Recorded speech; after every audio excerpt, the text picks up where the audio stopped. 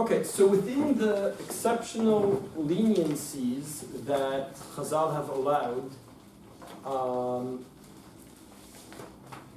to request a Melacha from a guy, request a guy to do a Melacha on Shabbos, or one,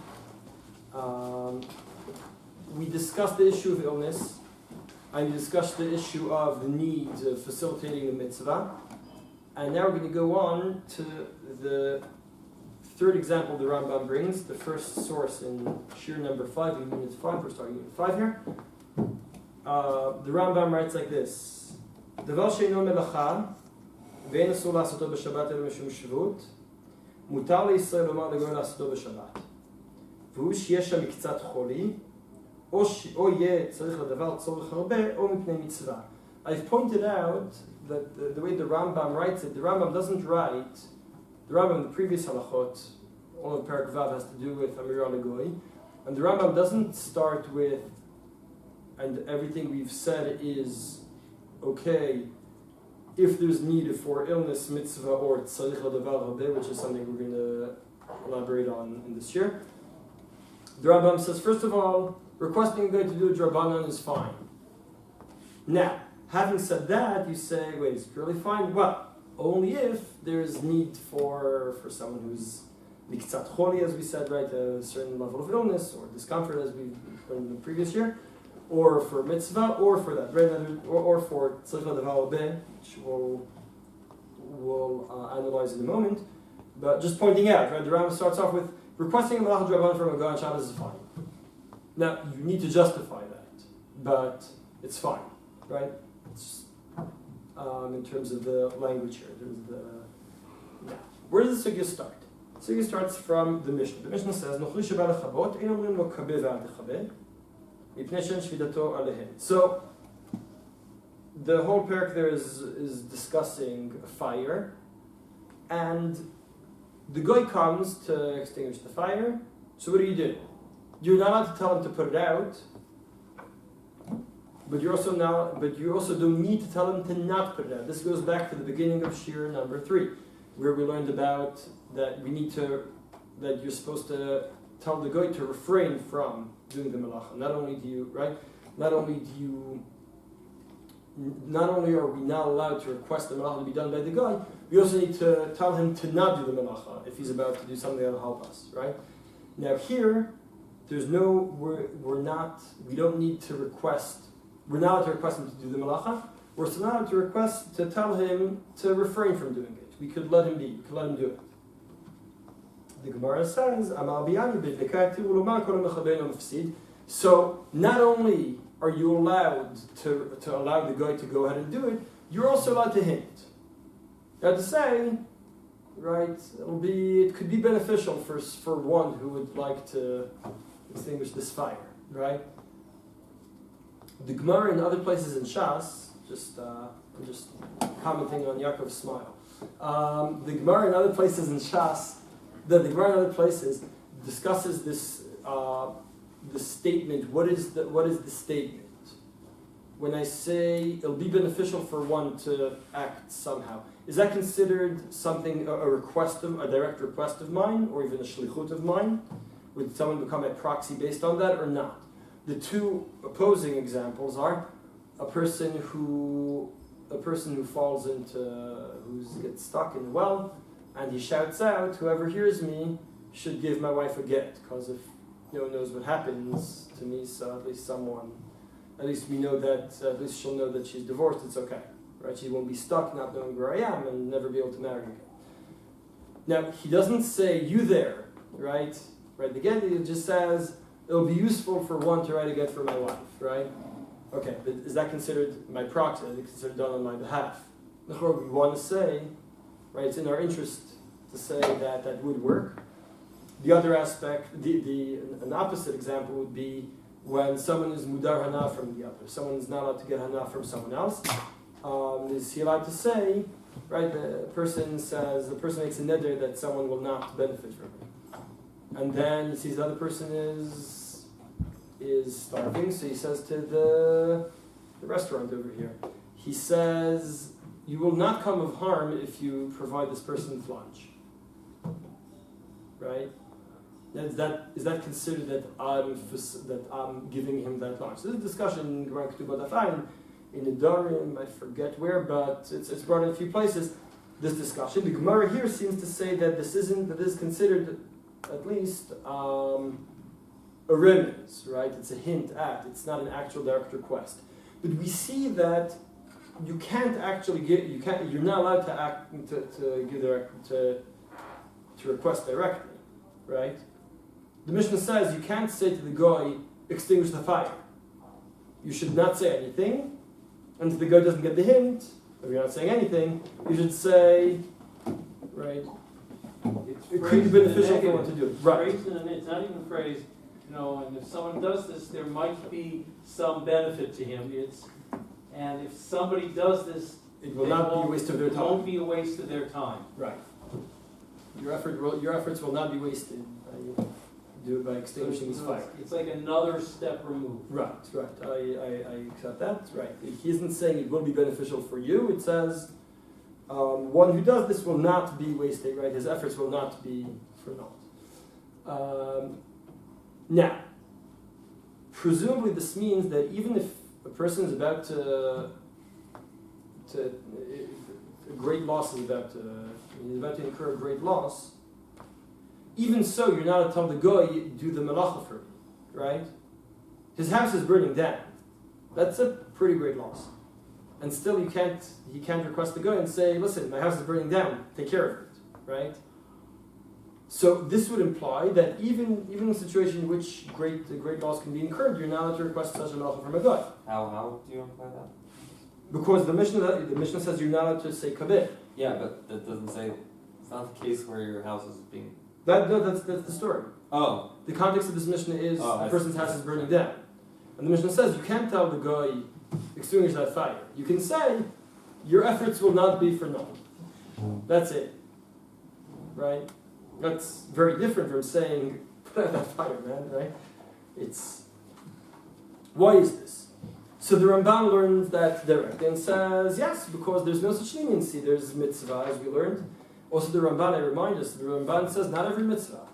There's Mishum Shir. The Ramban is the one who said Mishum Shir is Israel, Mishum Brit Milah, but not for any mitzvah, not necessarily. The Ramban said we don't know what other mitzvahs are equivalent, so we don't know where else we can stretch these kulas to. Right? That's the Ramban's shita specifically. So the Ramban here continues that and says, well, for a burn, even if you're going to incur great loss, you're still allowed. You're still not allowed to request the melachas. The Ramban says, in the top of page 2, Mishum Pseida Nami in Matirin. The Ramban points out the extinguishing here is being done is a drabanan level, right? Extinguishing on Shabbos is only usher if you're creating kol. Otherwise, it's a drabanan isur because Melacha Nishan Tzruchad Gufa, meaning you're doing the Melacha not for the purpose of the original Melacha. The original Melacha of extinguishing was done to create kol. If it's not being done for that, so it's only drabanan. Now, when the person's house is burning, the last thing on his mind is, oh, I can also gain some kol by putting this fire out, right? That's not what's on his mind. So it's a Melacha She'en Tzruchad Gufa. It's drabanan. The Ramban says even so. So we see shvut. The shvut is asur, even if you're incurring great losses. The Ramban. That's the way the Ramban learns.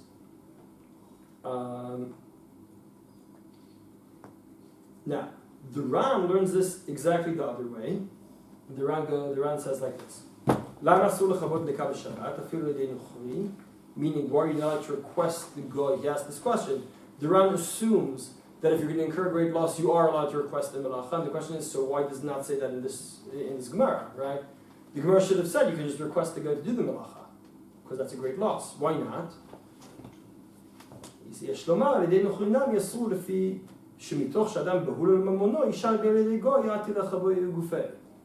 Meaning, the reason you're not allowed to request the melacha to be done by the guy in the case of the fire is because that's fire is because when there's a fire, that's a very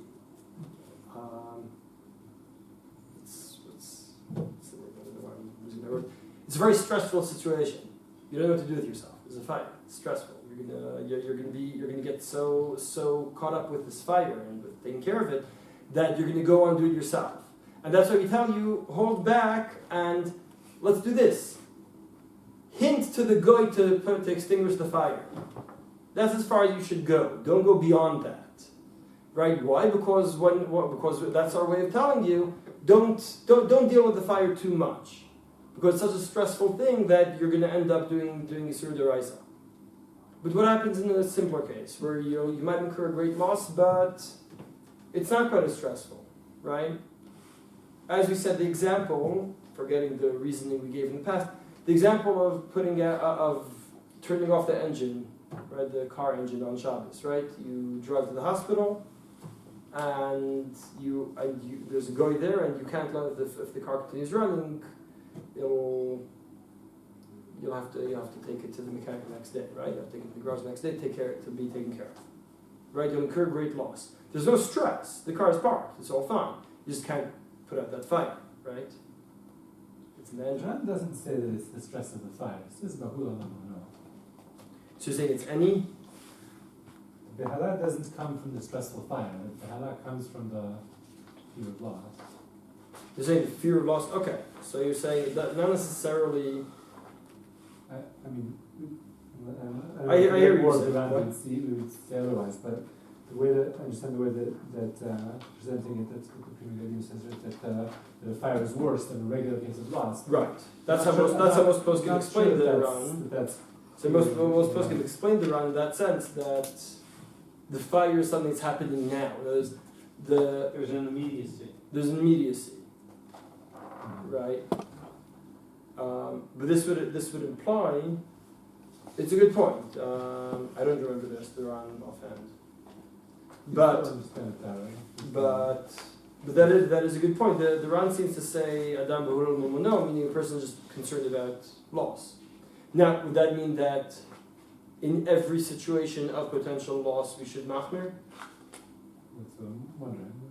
No, you're afraid he makes an the right, you know. Right, but the Yaakov saying all he said is that a person is concerned about his loss. That's it.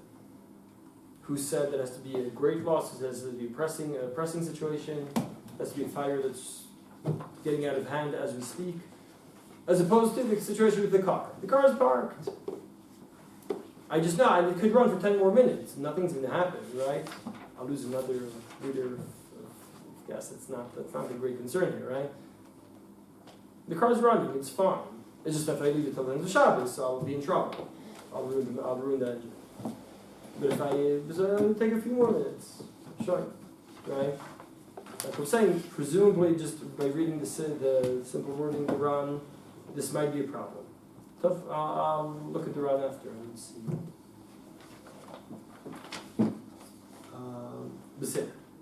Third direction was brought. So we see the Ramban and the Ran are exact opposites. The Ramban says here we have proof that you can't request even drabana from a goy to save you from loss.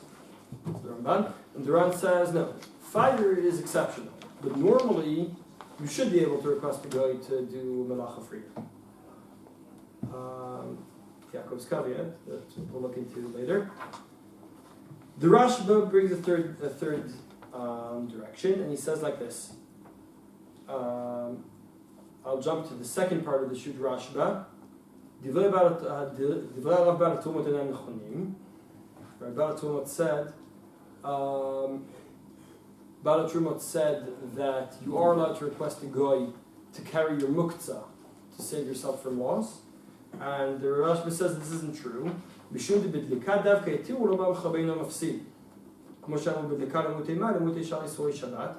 Gemara in Ketubot Daf Ayin that I hinted at before, that discusses hinting. Is hinting considered ma'ashlichut or not? Whereas the Gemara in Ketubot there discusses the examples I brought before about neder, about get. And the Gemara there brings our case in Shabbos that says that the Rabbi Ami says in the context of a fire that's raging there, you could say Kol Chabeinu Mafsid. What about in other cases? In other cases, would that be considered too derech to shlichut? And the Gemara says no, that's not the point. The point is, in the context of fire, there's a special leniency that allows you to request, to hint in this way. Now, the Rashba says, what does that mean? that in the case of fire you have this leniency. What happens in any other laws? Not at all. Nothing. In other words, only in the fire are you allowed. So the Ramban holds that the fire is the normal case. Just want to present the three options, right? Ramban says the fire is the normal case. So you can never go beyond hinting. The Rashba says, no, fire is an exceptional kula. Right? In cases that are not fire, you can't request anything at all. You can't even request carrying your muktzah for you. And the Ran says, no, the Ran says that really you could ask, the fire, he agrees with the Rashba that the fire is exceptional in the other direction, right? The fire is exceptional in that it's a chumrah. The Rashba says fire is exceptional in that it's a kula. It's a special situation, you're allowed to hint at the Melacha from the gun. The Ramban says in all situations you're allowed to hint at the Melacha from the gun. The Ran says in most, and the Rashba agree that fire is exceptional in one direction. The Rashba says fire is exceptional, it's such a stressful situation. Chazal had to find a way to allow you to hint to get the Melacha from the guy. But in normal cases we won't allow that. And the Ran says that fire is exceptional, that it's such a stressful situation that you're only allowed to hint, but normally you should be allowed to request. That's how we see the Halacha and Shulchan Aruch. This seems to be the Rambam's shita as well. The Rambam says, as we saw at the beginning, that you're allowed to request the Melacha, you're allowed to request the Shvut, you're allowed to request the go to Melacha Drabanan, Letzorech Davar Halbeh. I just we'll end with reading the Shulchan Aruch and explaining what he says. Shulchan Aruch has two seifim here. One is Shin Zayin Hey on page 3. Shin Zayin Hey, Davar she'eino melacha ve'eino asur la'asot b'Shabbat el mishum Shvut. Who's the Shulchan Aruch quoting? Davar she'eino melacha ve'eino asur la'asot b'Shabbat el mishum Shvut. Mutar Yisrael l'mar l'goy. This is the Rambam, right? Very much the Rambam's wording. V'hu sheyeh tzorech davar tzorech halbeh. So you're allowed to request a shvut, a melacha drabanan, right? But in the next, it's 15 seifim later, but next seif that's brought in the pages here, s'chora nifsed b'shabbat b'dei ksheino davar acher, o atibidka, right? A sudden rage of water. Mufsid mamono, o shein torach v'chiriyan v'olach leibud. The cases of loss, right? Mutar likrot goy, af al pi shebada yodea she'agoy יציל הממות. וכן מותר לומר לגוי, כל המציל אינו מפסיד. כמו בדליקה שהתירו לומר, כל המכבה אינו מפסיד. So, are you allowed to request it from the guy or allowed to hint to the guy? Right, in Seifei, the Shulchan Aruch said you're allowed to hint to the guy. You're allowed to say to the guy. In Seifei Ted, he says you're allowed to hint. What's the difference? Why is it that here you're allowed to hint and here you're allowed to request?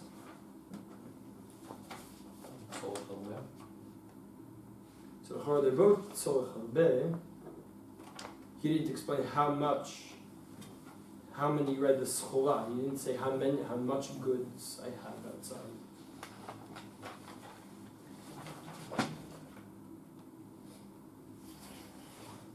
So the answer is melacha d'oraisa or melacha drabanan. Right, in Seif Hey, he's talking about drabanan. You're allowed to request directly a melacha drabanan to be done by the guy, because that will also be that will be a shvut d'shvut.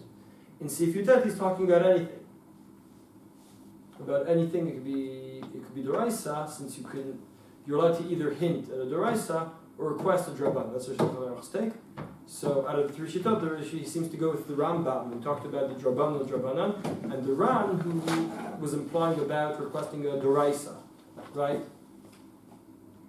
So in the Halacha, the Shulchan Aruch allows requesting a melacha drabanan and hinting at a melacha d'oraisa. And that'll be enough. Okay, so welcome once again to Morenu Shir. We're up to Unit 5. We discussed last time requesting melacha that's intended and needed to avert significant financial loss. We saw, based on the Mishnah that doesn't allow a person to request that the guy put out the fire that's burning his house down, and the Gemara, Rabbi Ami, said that you're allowed to hint such a request. We saw amongst the Rishonim, is this the standard practice in cases of significant financial loss? does this deviate from the norm, from the regular halacha? And deviate in one of two directions. The Ramban says there's a deviation l'kula, and the Rashba says it's a deviation l'chumra. As in, here we were more mekel, but we would not have such leniency in any other case. Duran says this is a specific case where we're more machmir. You can only hint at the Melacha, but not express it explicitly. Now I want to analyze a bit more, go a bit deeper into what the Ramban said here. The Ramban, top of page 2, says like this. Let's pay attention to what the Ramban says. משום פסד הנעמי אין מטילים, דתנן לכי הבא לחמות אין אמון לא קבל, אף על פי שהוא שבוד במלאכה שאין צריכה לגופה. Right? Requesting that the goy puts the fire out is not a doraisa, because there's a thing called melacha she'en tzricha legufa. What's melacha she'en tzricha legufa? Melacha, do you have any pages? Roughly showing where? Some Hebrew. Yeah. What? Some people Hebrew. Oh, Some okay. There are extra ones over there, right? There are extra ones over there, I think. Hebrews people. So, putting out the fire is a melacha she'en tzricha legufa, so it's drabanan, right? So it's drabanan. So l'chor we should be more lenient with requesting a drabanan, right? I'll remind us, in the Shulchan Aruch differentiates between melacha d'oraisa and melacha drabanan, right? He says when it comes to requesting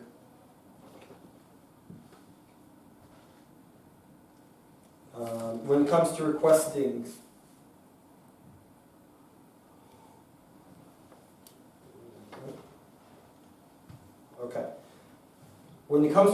a melacha drabanan, you can request it directly, explicitly, right? You can request from the goy, mutali so lomar legoy, right? You can request the melacha drabanan from the goy. That's Shulchan Aruch in Seif Hey, in Siman Shin Zayin. There, the Shulchan Aruch says you can explicitly request a melacha drabanan. Melacha d'oraisa, on the other hand, in Seif Yud Tet, the Shulchan Aruch seems to be quoting Rabbi Ami and saying kol mechabei no mafsid, in no mafsid, right? So melacha d'oraisa, you need to request in that roundabout way. Now, the question is this. So, what about the case of the fire? The case of the fire, do we require one to ask it in a roundabout manner? You shouldn't, because it's drabanan, right? It's a melacha she'en tzricha legufa, right? Does it depend how serious the That's fire exactly is? what we said, that we're being more machmir with the fire than regular case. Right. Oh, so the Ran's take is exactly what Yaakov said, right?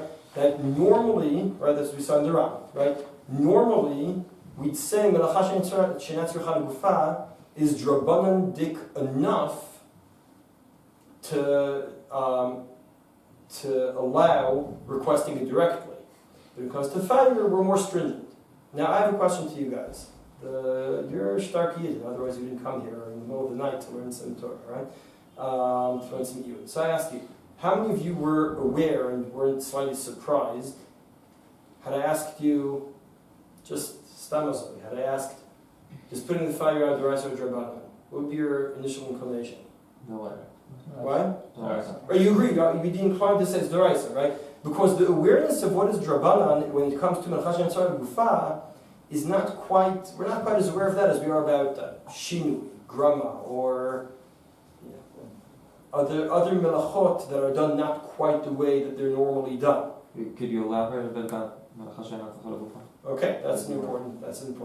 You were about to say that. thing to say. Yes, excellent. When you say excellent questions, it's one of two things. Either that's just what I was about to address, or eventually, so it's good you're asking now so you can stop or because you want to avoid the question. So you say, that's an excellent question, you're brilliant. Then you say, oh, I'm brilliant, that's good, you can continue. Anyway, let's define Melacha she'en tzricha legufa just a bit. The melachot were originally done in the Mishkan. That's where we learned all these sort of melachot were learned from the Mishkan, which we just finished building this last Shabbos. So, yeah. Now, the Torah's, Chazal learned that Melacha Mechshevet is Torah, right? So the Melachot have to have the correct intention when they're being done. It's not enough, the Isur of Melachot Shabbat isn't judged and tested based on the technical outcome, but tested and judged based on what your mindset was, what you had in your mind. Now, what is the correct mindset? The correct mindset, as in the prohibited mindset, is the one that fulfills the goal for which it was originally intended. And originally, I mean what it was intended for in the Mishkan. Okay? So when we do a melacha, not for the purpose that was done in the Mishkan, so that's not the melacha d'oraisa. For example, right, the classic example, you dig a hole, so that's part of Melechet Choresh, right? They dug in the ground in order to plant things. To plant the plants needed to color the various things in the Mishkan. If you dig a hole, but you don't need the hole, you need the dirt, that's a Melacha she'etzricha legufah. It's not intended for the original intention. Now, why is putting out a fire asur at all? It's not a useful melacha. It's not creative, right? It doesn't create anything new. So why is that a melacha? Just stopping something, right? So why is it a melacha at all? Right? Why? No. So havara, I know is doraisa because I'm creating something new. I'm creating a fire. But when I extinguish the fire, I'm only stopping something that exists. That's not a creative thing. Most melachot, melacha by definition, is supposed to be something creative. Right. So the answer is that the melacha of kibui is only the actual melacha d'oraisa if you're putting it out to create kol. Right? Otherwise, it's not a creative melacha, so it won't be melacha d'oraisa. So in this case, when you put the fire out, you're only doing an Isur Draban. Right? According to Rabbi Shimon. Why? According to Rabbi Shimon. According to Rabbi Shimon. Correct. Now, the Ramban used this to say as proof for his shita. He says, here we're talking about a case in which there's no melacha d'oraisa involved. Right? It's only melacha drabanan. And yet, Chazal were so strict that you can only hint in such a roundabout manner. It isn't even the normal hinting, it's mamash hinting in a roundabout manner, even though it's only Melacha Drabanan. The Ran says the exact opposite. Now, I want to point out, based on what we said, based on the question I asked before, you're all quite learned, otherwise you wouldn't come here this year, right? And yet, it doesn't jump to your mind the thought that, this is not necessarily Melacha tzricha legufah, this is necessarily the Melacha d'oraisa. Maybe this should be different, right? Now, a person in his house is burning down. Does he think of that? Is that what he's thinking of that? Even if he is a Talmid Chacham, right? So it's worth considering. Duran says at the top of page 5 in the English pages, V'imkom psei delo gazul overnan.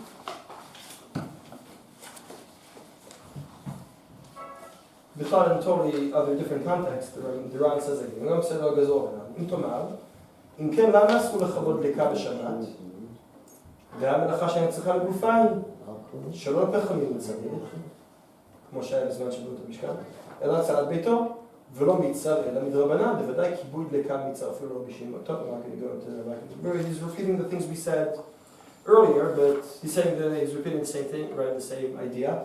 But the question is, if really Chazal are generally lenient when it comes to drabanans, in order to avert losses, so why are we so strict in our Gemara, in our Mishnah?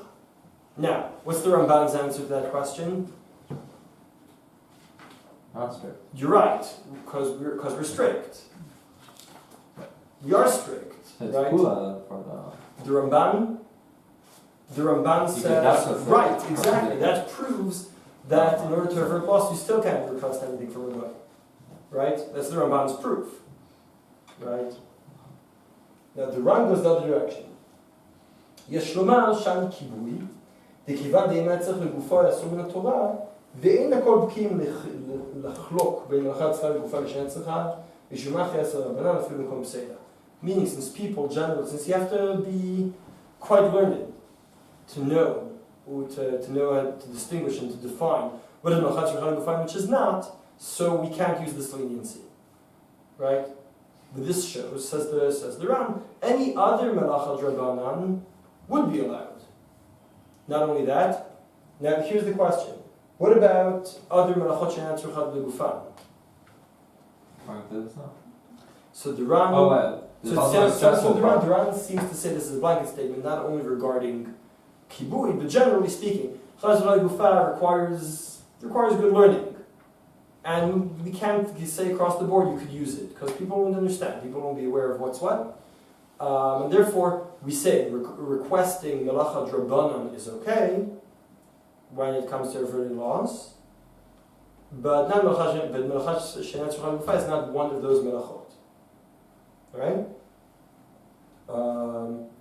Rabbi Kiva seems to go in the same vein. Let's skip over to Rabbi Kiva in the next source.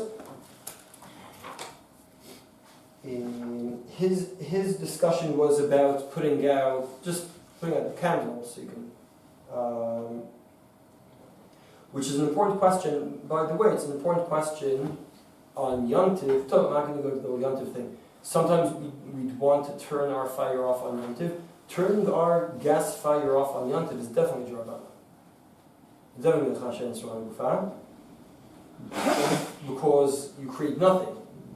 It's not even, in the case of the house, the guy takes a hose and puts out the fire. Now what you have is what's left of the house, and you have coal. You say, oh, that's great. Now I just created some coal. I turned some of the house into coal. That's wonderful, right? I don't think anyone's going to think that, right? So that's what She'enan Tzricha L'Gufan, because on the one hand, the outcome of creating coal did happen. On the other hand, definitely not something anyone had on his mind at that point, right? Now, when it comes to our gas burners, you turn the fire off, it's off. Nothing is created at all, right? Just pointing out, right? That would be, so when it comes to Yontiv Bayah, sometimes we want to turn the fire off. It's similar, they're tough. That's all of the discussion. I'm not going to go into it right now, but just wanted to point that out because the Rabbi Kiva does mention a similar thing when it comes to requesting the guy to turn the fire off. And he says, no, it's a problem. Why? Shvut, you see the third line where it's the underline. Shvut sheshorosh hamelacha d'oraita chamur yoter. Right, based on the same Ran, he says Shvut that has a similar melacha, you're more machmir. A similar thing we have in the case of a woman who has to go to the mikvah. Woman has to go to the mikvah and didn't cut her nails, right? So how many kuva is it? I'm not going to go into that, but that's a whole thing. You have the chavot here a bit more about tevilah on Shabbos and tevilah in general. We're not going to go to that right now. Just pointing out that most poskim say that in this case you should have a goy cut the nails. Now, cutting the nails is what? Do you need the nails? Is based on the machav gozez of shearing, right? The shearing wasn't done to make the sheep prettier, but because they need the wool, right, for the mishkan as a machav shearing. So l'chora, when you cut our fingernails, l'chora, or toenails, whatever, l'chora, it's not because we want to use the nails, right? Adrabah, there are halachot about how to get rid of the nails, right? Which is what we normally do. Magen Avraham here says, Isha shachar v'tolat tzipora in erev Shabbat, uvelet Shabbat uvelet tefilata, v'mal l'goy l'chotcham, hashach לא העריך וכתב דשארי, דאבי מלאכה שנצרה לגופה כמו שכתבו התוספות. So he doesn't seem to flinch. In other words, he says it's a melacha she'enan tzricha legufan. He said Magen Avraham and the Shach, they say this is melacha she'enan tzricha legufan, therefore it's fine. But it's l'chora opposing Rabbi Kiva and the Ran's position, right? The Ran and Rabbi Kiva, they both understood that melacha she'enan legufan is a reason to be machmir and not request directly, right?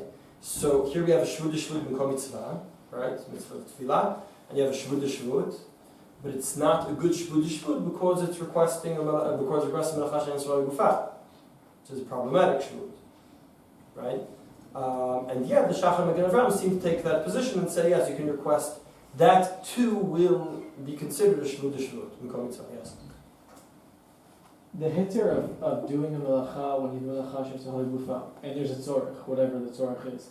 It's a heter to do the melacha, or it's a heter to do it ali de goy, which is another shvut.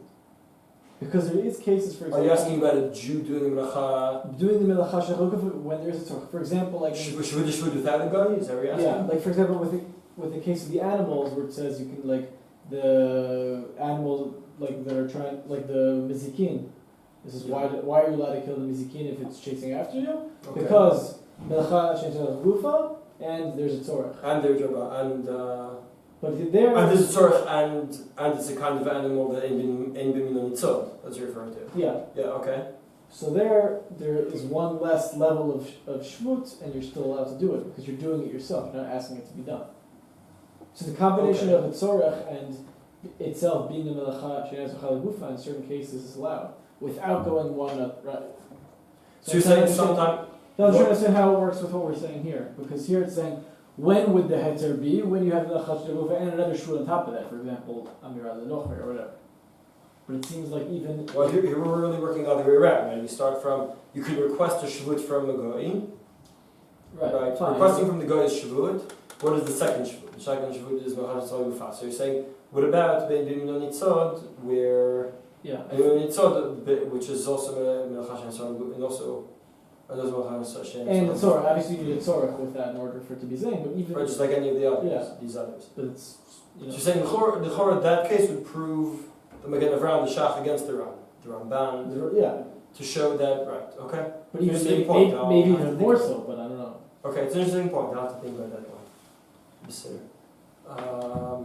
Bit of a Melacha Tzedat for Shira 56, if I recall correctly. Zor Hashem, we'll get there. We see that, so on the one hand, the Ram Kineger seem to take that direction and say the Nochash Tal Gufa isn't drabanic enough to be considered Shvut Shvut when you request from the guy. On the other hand, the Shach, Magen Avraham, we see in other places, Mishnah Berurah, what happens if a car drives by you on Shabbos, driven by a guy, and some mud flies and goes on your pants. So, for Shabbos, right? Now, I'm not talking about cleaning the mud well, because that would be kibbutz. I'm talking about after it dries, so the Mishnah Berurah talks about me, but after it dries, could you rub it off and break it away? The superficial top layer. Yeah, just could you break it off? Could you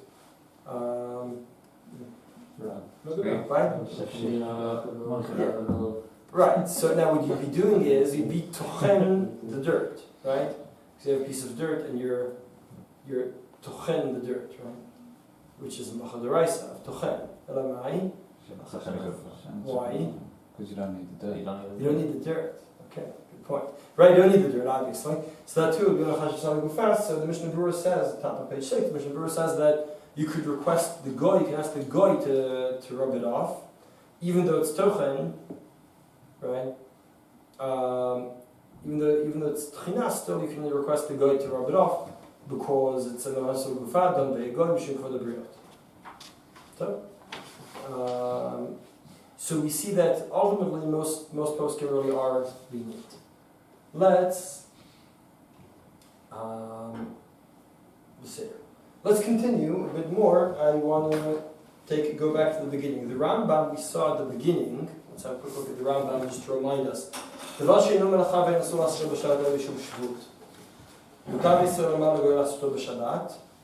Depending on those circumstances. So if you have something that's drabanan, you could request drabananic things from a goy. Now, when you say drabananic things, what are we referring to?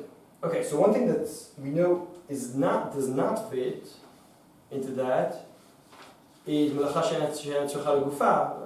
It depends on the machloket we just learned, right? Based on this machloket, it would seem that according to the Ran, according to the Rabbi Akiva Eiger, it's not drabbanik enough to be considered to justify requesting it from the God, right?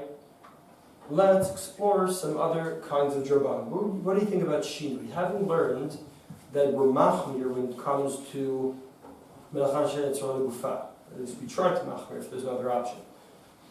If we're machmir Melacha, where would you tend to be more lenient? When it comes to shinui or comes to Melacha she'en tzricha legufa? What do you think?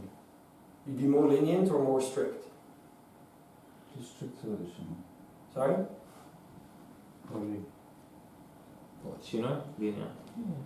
You'd be more lenient with shinui. Better, Why? I think that what you said Yeah, before is that's true true. that in our intuition we're less used to thinking about Melacha she'en tzricha legufa, so Right. our intuition would be more like with the shinui, but probably it's the other way around because with the shinui it's still melechet machshevet, just that you're doing the shinui, and Melacha she'en tzricha legufa is not really accomplishing a melacha. Right, so my initial inclination I would really say the was. opposite. What? I would say the opposite. Yeah. Why? Because in Melacha she'en tzricha legufa, you're doing the same action. But in a shinui, it's a completely different thing altogether. Like it's a Bring it up. different action. Ah, So I'm saying it's a different right, action. so something my in the initial. Melacha she'en tzricha, it's intention. You know, it's just it's a mindset. Right, I do want to have this outcome. But- Right, no. So I my initial inclination is to think that shinui. That's I'll tell you mine. Then we'll see the post game and we'll see what they think. My initial inclination really was to think that shinui is a bit of a cop out. Let's face it, you're doing the exact same thing. You're just doing it a bit weirdly. So you're a bit weird. Fine, but it's still the melacha. You intend on this outcome. You're doing the same thing. You're just doing it in a weird way. So what? Fine, so it's drabbanan, yes. I'm not sweating that. But on the other hand, to say, yeah, so this is the shvut the Rambam's talking about seemed a bit strange to me. Again, if the poskim say it, I'm not going to argue, but just that was my intuitively, that's what I thought. As opposed to Melacha she'en tzricha legufa, I'm doing the same action, right? I'm doing much the same. I'm doing the Chazal legufa. Chazal legufa lumdishly is more different, right? On the lumdish scale, it's less of the melacha that I was intending on doing, right? So lumdishly, I'm doing less of the melacha, right? That's why intuitively I thought I would go in that direction. Afterwards, I thought about it and said, yes, but you see what the Ran and the Rikveger are saying is people aren't going to know the difference. And people definitely know the difference between shinui and not shinui. And the Chazal legufa, even the Beit Midrash, we don't know. We're not always sure. What we said, I'll just give them the example here. The story with Gozez is a very difficult story. It's not totally clear that cutting your fingernails is not doraisa. There's a long biur halacha about why would it be doraisa, but it's still not. But it's kitzer, so it's not so pashut. I definitely hear both sides. Maybe it'll depend. Maybe it'll supposed to. Maybe it'll depend on Answer. exactly the reason is because the Rambam had talked about in a kobikiin, like you just said, Right. whereas the Rabbi Akiva Eiger made it sound like it's actually more intrinsically chamur. This And we is talked about that This is also true. in our previous shiur about maybe different types of drabanan. I already forgot in what context, but we also said there that there's some drabanans that are similar to a doraita, as opposed to other drabanans that are not similar to a doraita. right. In the context of refuah, the way the Beit Yosef explained the Rambam, in the context of the way the Beit Yosef explained the Rambam about refuah was what Yaakov said just now. Depends on whether you're doing an action that will lead to a melacha deraisa, or is it a gzeira that has nothing to do with the melacha, right? As the way the Beit Yosef explained the Rambam. So maybe Rabbi Akiva Eiger is also saying something like that. Right. So Rabbi Akiva Eiger is saying he's right. So l'chora, this would be a machloket Ran and Rabbi Akiva Eiger, except Rabbi Akiva Eiger says he's based on the Ran, so it's a bit of a problem. But I agree. The Ran says people don't know, and people do know the difference between writing with their left hand and writing where your intention is only, I don't know, to create the spaces between, not the writing, or whatever it is, or what have you. As opposed to Rabbi Akiva Eiger is talking about what do people know, and what do people not know. Yes. Just to defend that mode of thought. I Sure. mean, for example, with the question of in Bona, when you have a chavit and you want to listometze, they say, and there's certain materials you're allowed to, and certain materials you're not allowed to. They say, even so, only like Rashi says, only a Talmud Chacham can do it. Right. And the Right. point is intuitively that you have these nuances in behavior that it's hard de facto in life to differentiate between them. And once you enter the sphere of action, you kind of lose sight of the barriers. Kind of, I mean, it makes sense. And therefore, the Melacha should be only okay for Talmidei Chachamim and not for. I don't know for Talmud. So if you have a goy, he's Talmud Chacham. Well, it depends. No, not depends saying- who's watching. Yeah, I was joking. It depends who's watching. I mean, are we concerned about That's a difficult distinction. Rasayan and It's more so that, well, once you say something's okay. I mean, nowadays you definitely can't do you anything. put him in the low plug? You can do nothing. Everyone knows everything you're doing. Sorry. Make a low plug and Right. In other words, since one time someone will see you and will misunderstand and think that you're allowed to request, right, etc.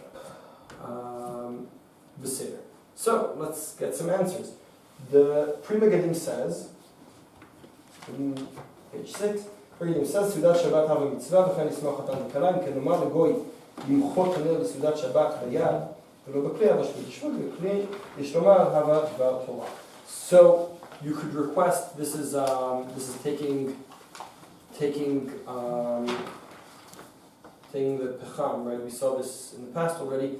Taking the burned out part of the wick, right? Cleaning the wick to give a better light. For simchat chatan v'kala, if you can ask the guy to do it b'shinui, that's okay, right? I just want to point out there's something. I found something very problematic about this whole mode of thought, because what's going to happen? I'm going to go to the guy and say, I need you. We have a mitzvah. I need you to clean the wick with your finger. You can do that, right? Yeah, I can do that for you, right? Or use a pen and not the normal tool that you normally use, whatever it is, right? So I need you to do it b'shinui. I say, okay, fine. What's he going to do? Do it regular, and he can, because then it's no longer Right. no benefit to do it. So again, we go back to shir number 3, where we said you're allowed to request something that the guy could do beheter, but he chooses to do be'isur, as it were, for his own purposes, right? In this case, his own purposes, because it's easier, right?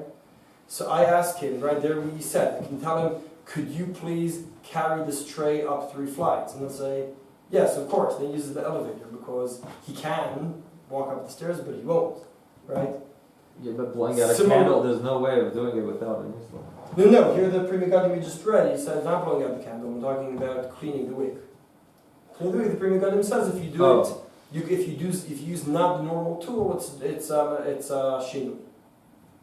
Right? So because for simcha, for a mitzvah, right, simchat mitzvah, for simchat mitzvah, you're allowed to request that the goy does it b'shinu. So you request it does b'shinu. Will you do it b'shinu?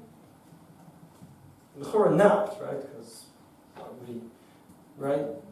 So, okay, I'm not so sure. Here's the problem. The problem is that are you allowed to request the guy take care of the wick? Well, only for the sake of the mitzvah, right? In other words, this is an extenuating circumstance. This isn't the regular din. In other words, when I tell the guy carry my food 3 flights up, there's no problem with that. He's allowed to walk up the stairs 3 flights up the stairs. That's fine, right? The problem is his choice of using the elevator, and that's his choice. He just wants to make his life easier, not mine, right? So that's legit. But in these cases where we're talking about an extenuating circumstance that allows a specific heter, could you play the same game or not? Right? If the guy would choose to do it in the deraisa way, there I would have a problem. Again, I'm not so sure about What's the problem? how to get out of this. What? Because there's no problem about Mira, the problem is benefit. Well, that Mira, yes, I'm requesting to do The Amira was the fine. Shinui, that's fine. That Yes. was fine. Yes. The benefit, the question is there a problem with benefit? If you did a Mira in a mitzvah way, is there still a problem with benefit? Right, so the Danny would wake up and say, that look, as long as it reminds you that Right. what you're allowed to request and what you're not, because as we learned in shir number 2, the whole gzera of not benefiting is just to remind you of what Yes. you're allowed to request and what you're not, right? That might depend on the whole Rashi Tosfos what we saw there, just pointing out, right? Whether we always learn from what request might occur and what would not. It might depend on that. Shir number 2 or 3? 2. Yeah. Right. Halacha, it's an interesting point and a bit of a problem. So there are a bunch of examples here, and we see that really shinui generally was accepted. Definitely a prima gadim, the prima gadim, pri chadash. Examples of getting right. The prima gadim gives an example of asking the guy to pick arba minim for him with his mouth. It's always useful. So basically, with all these things, it's the only shinui is in the way you tell him to do it. Okay, we're How talking you about say it. mitzvah, right? That's the exceptional circumstance. So for tzorach mitzvah, you're allowed to request that he does something So like drabanan. you can, So I it's say- like a way to always be matir Amir al-Nochli with Right, Doraita, just throw Right. in Bishinui. right. Surely That's- whatever. That's what was bothering me originally, right? That's the reason I was inclined to think that this is worse, because really to eat. in all these cases you'll never have the original Isur anymore, right?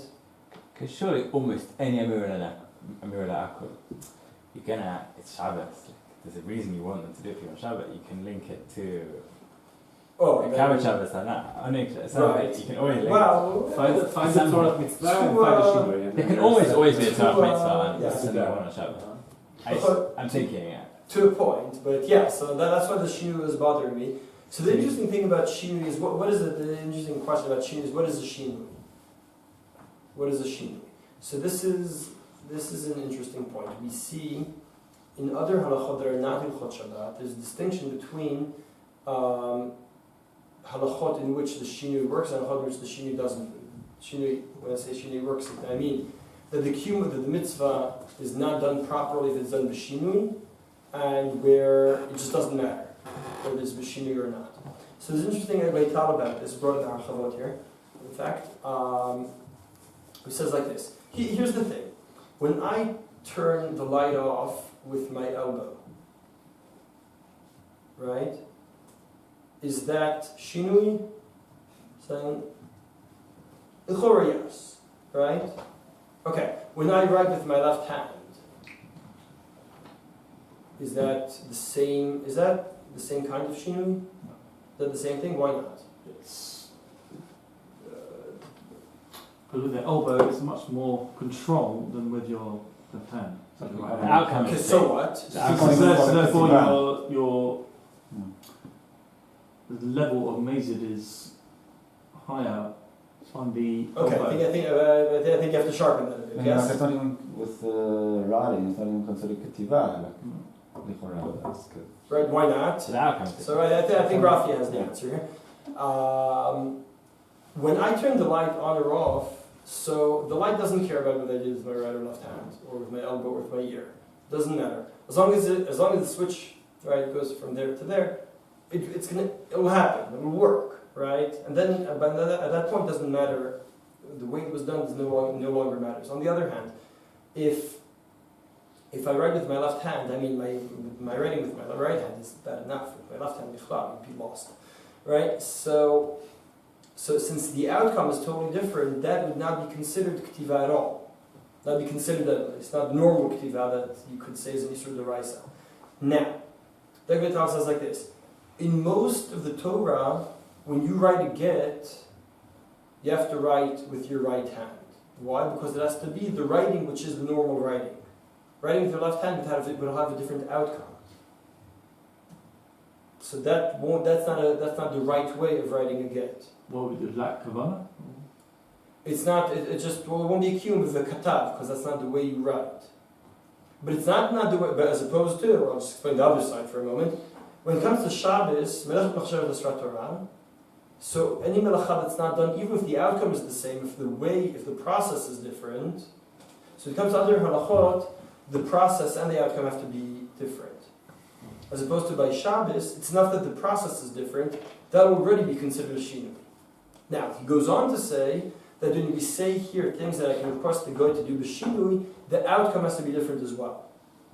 It has to be shinui that will work for the rest of the Torah too, and not only for Shabbos. Now, why is a good question.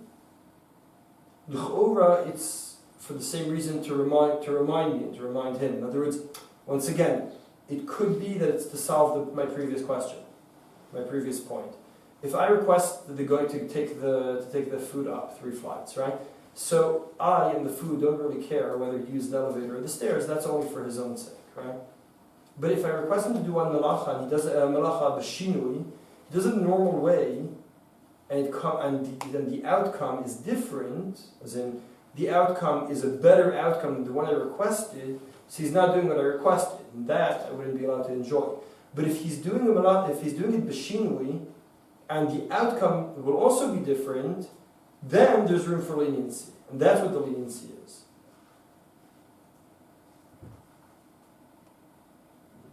So when I request him to write with his left hand,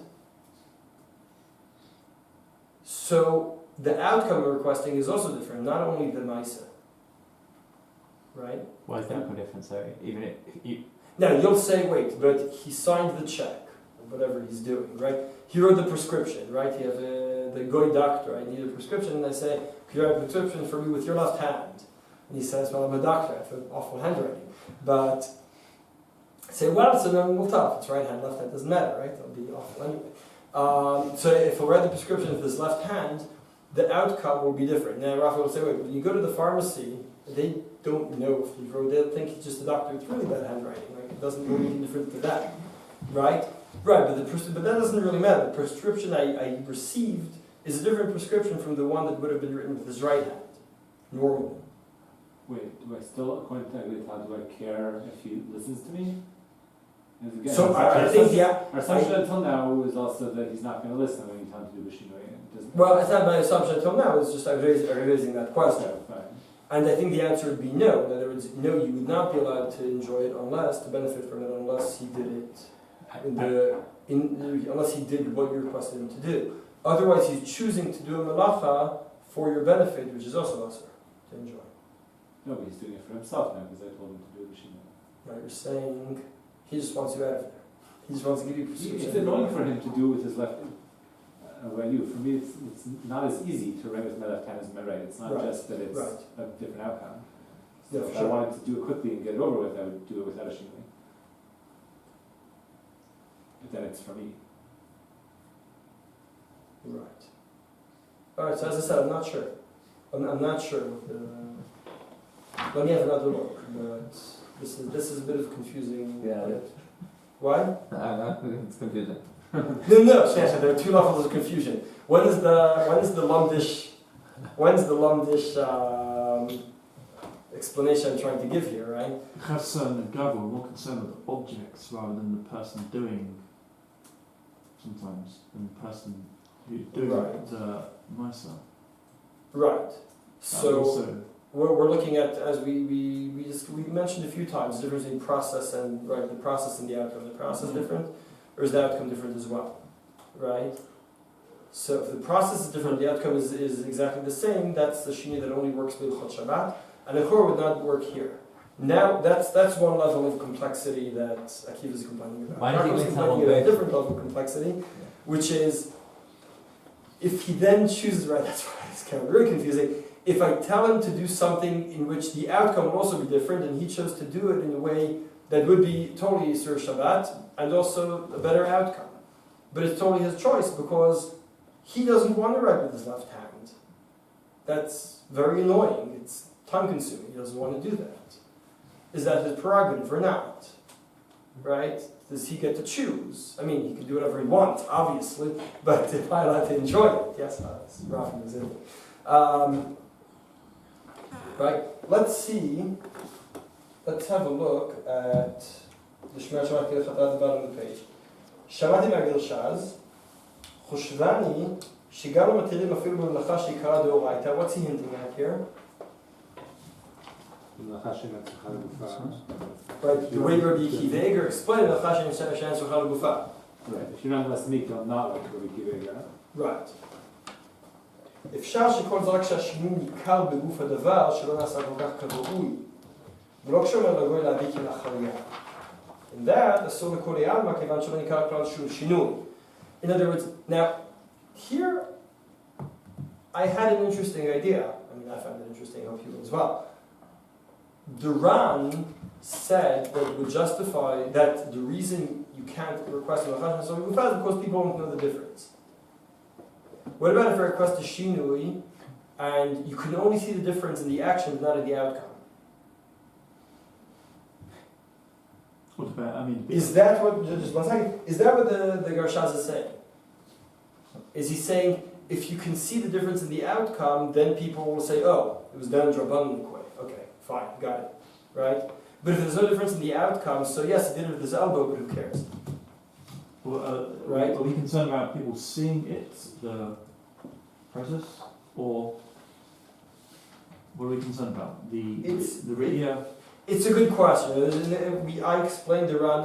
You're making a good point because I explained the Ran as saying that when the person needs someone to put his fire out, he's not thinking about, oh, I'm putting fire out. It's Rabbanan, so great, right? You're thinking, oh my gosh, put the fire out, right? And even a Talmid Chacham would usually not be aware of putting the fire out as Rabbanan because you have to be thinking, right? Depend on the severity. Which you're not. Oh. Now, what Daniel's pointing out is, there I seem to be concerned about the person who's requesting the Melacha. What about the person who's seeing the Melacha? Is that the issue? If the issue is the person who's seeing the Melacha, then Rosh Hashanah makes more sense, right? Because when he sees the guy doing it not in a normal way, he sees the outcomes coming out different, then he'll say, oh, this really is being done differently. But if I tell the guy, you turn the air conditioning on, or off, or whatever, right? I tell the guy, turn the air conditioning on. But do it with your earlobe. Right? Now, the people, maybe they see the guy going like that or whatever, but the air conditioner went off. They won't notice that there's no true difference. Right? And then maybe we're concerned, and then they'll say, oh, so you're allowed to tell the guy to turn the air conditioning off. And not be worried that you need it to be Drabanan. Again, I'm going to the question of whether turning electricity off is Darsa or Drabanan. It's a different story. It's the same story with the elevator.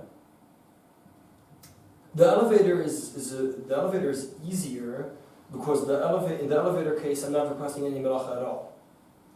There, the guy chooses to use the elevator of his own volition for his own need. So there, I tell him, can you bring it up to the third floor? He says yes. I say, okay, the stairs are there. He says thanks, and he uses the elevator. That's his choice. I don't need to use the elevator. It's his choice, right? That's fine. But here we're talking about cases where there's a fine-year difference. This is the case where.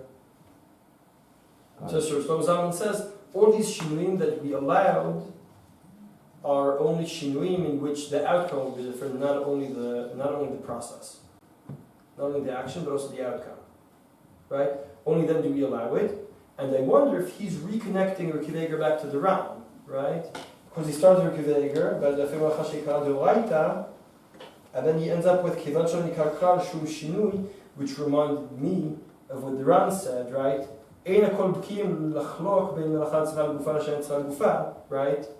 Because people aren't necessarily aware. Right? That seems to be his direction. Right? Let's just have a look at a couple of our poskim. Is that different than the Egleital? It sounds pretty similar to the... Yeah, it's very similar. No, just the Egleital would go deeper into the explanation. To say the Egleital would make the Egleital bases this difference on whether this is a shinui that's applicable in other halachot in the Torah or only to Hilchot Shabbat. Right? Because he says the shinui, it's different shinui in kind not only because it sounds right, but because there really is such a distinction in the Torah between Melachot Shabbat in which the action is just as important as the outcome, as we've been learning, right? As opposed to other things in the Torah where only if the outcome will be different, then the shinui is a shinui. That's what he added. That's lacking here. And what Shlomo Zalman says intuitively sounds good, right? Makes sense, but I just want to add that extra layer of the Egli Talmud says not only does it make sense, but also the Torah does have that distinction, truly has that distinction, right? Between Ketivat Get, that is to be done with the hand with which you write, and if not, it won't be a get, but if you write the get in a different way, that would not be applicable to the Chod Shabbat, there it would be a get, right? So, as we said. Let's just see some poskim. So, Rav Shlomo Zalman said that middle ground between those two kinds of shinui. Rav Vadia seems to go with this all the way and says, and explicitly says, right? Rav Vadia, top of page 7, Rav Vadia explicitly says, right? Which is explicitly against Rav Shlomo Zalman, right? Because even though the outcome is exactly the same, the perfect outcome, it doesn't matter. The Shabbat Patur now, it'll be a Shvut, so you could request a Melacha be done b'shinui, even if the outcome is exactly the same. That's what the Rav Vadia says. Now, we have to see the bottom line of the Shemar Shara Kehilchata. Shemar Shara Kehilchata does say this in the end. You see over here. פשוטו דכלאחר יד על ידי הנוכחי חשב כשבות ישות השערי ואף אם הנוכחי יעשה נוכח כדרכו לא יתלמד. Alright? Now this is what was bothering me from the beginning, right? Because that means the way to solve all problems, you have any tzorach mitzvah, and tzorach says, is always to say, do it, right? Do it with your, let's hang yourself from the ceiling, right? Hang your legs from the ceiling and do this melacha. And say, yeah, okay, fine, whatever you say, man, and then he'll do whatever he wants, right? So you don't do the melacha in the normal way. But is this? Do we know if the goy is in on it? If you tell a goy to do something It's weirdly, a good question. It's a good maybe question, he's gonna be like he would refuse to do it in such a case. He'd say, Like if he will say, do it, and like he sort of. He said, But I'm if- not going to work in these. If he's your normal Shabbos goy, so he's in on it, and he knows that okay, you just gotta request that way, and I'll do it. That's a different problem. Right, so we differentiate earlier between Talmidei Chachamim, what Talmidei Chachamim can do, and what people write on what Talmidei Chachamim can do, and what anyone can do. So maybe you can have a distinction between what Talmidei Chacham Goy can do, right, and the Goy who's not a Talmidei Chacham can do, right? I'm not sure. I'm not sure. Again, so the Shema Shara says this, but on the other hand, he does say B'Shem HaGershaz that it seems that the right way to do this is only. So what's he's making on both points that we talked about then, right? He's making that it doesn't need to be such a dramatic shinui that creates a different outcome. No. He holds like the Gershaz. Why? Oh. No, It's a good point. I have to have a look at that. Right, because he says Kelachar Yad. He said Kelachar Yad, but right. And anyways. But again, Kelachar Yad, just say Kelachar Yad can be writing like this, or it could be handing it over like that, right? Or like a tool, and you're going to stick it in your hair. So in the end, you reach from point A to point B. So who cares, right? As opposed to writing Kelachar Yad. I'm not sure Kelachar Yad. I'll have to have a look at this after. I'll have a look at this because the Shemar Chacham does quote the Gershaz. Right. I was under the impression that he does agree with him, so he would require that difference in kind, right? A different kind of shinui, in which the outcome would also be different. On the other hand, again, it's still a cop-out because so you're being more strict in saying the shinui request has to be a shinui that's really the outcome of it. So you say, here's what I want you to do. I want you to bring the bottle of oil over with the cap off on your head, right? Let's say, okay, right, and then there'll be different outcome because it'll spill, right? And then he'll just hold it in his hand with the cap on and bring it over, right? I don't think you would. What? I don't think it's really the point, but I don't think you would. If you go someone on the street and I need you to put my fuse up with your left hand, I think they'll do it with their left hand. No, maybe British going a different it's really good. But really, I think that the whole thing is crazy. Like people, just because you guys are too polite. I'm saying, but I think Because to begin with, they think you're crazy. They And think- they don't know the difference. They understand what's going on. So if you say, I need you to do this with your left hand, and they're going to come and, I really, Okay. the norm will be, they do it, and you're not really playing a game. I'm not so sure. I'm not so sure. Beseder. So far we've looked at so again we started with the Rambam about that you're allowed to request a Melacha Drabanan from a goy in certain circumstances. We start looking at different Melacha Drabanan, right? Melacha Shalai Gufa and Shinui. We'll go into a couple of others and possibly further leniencies next time.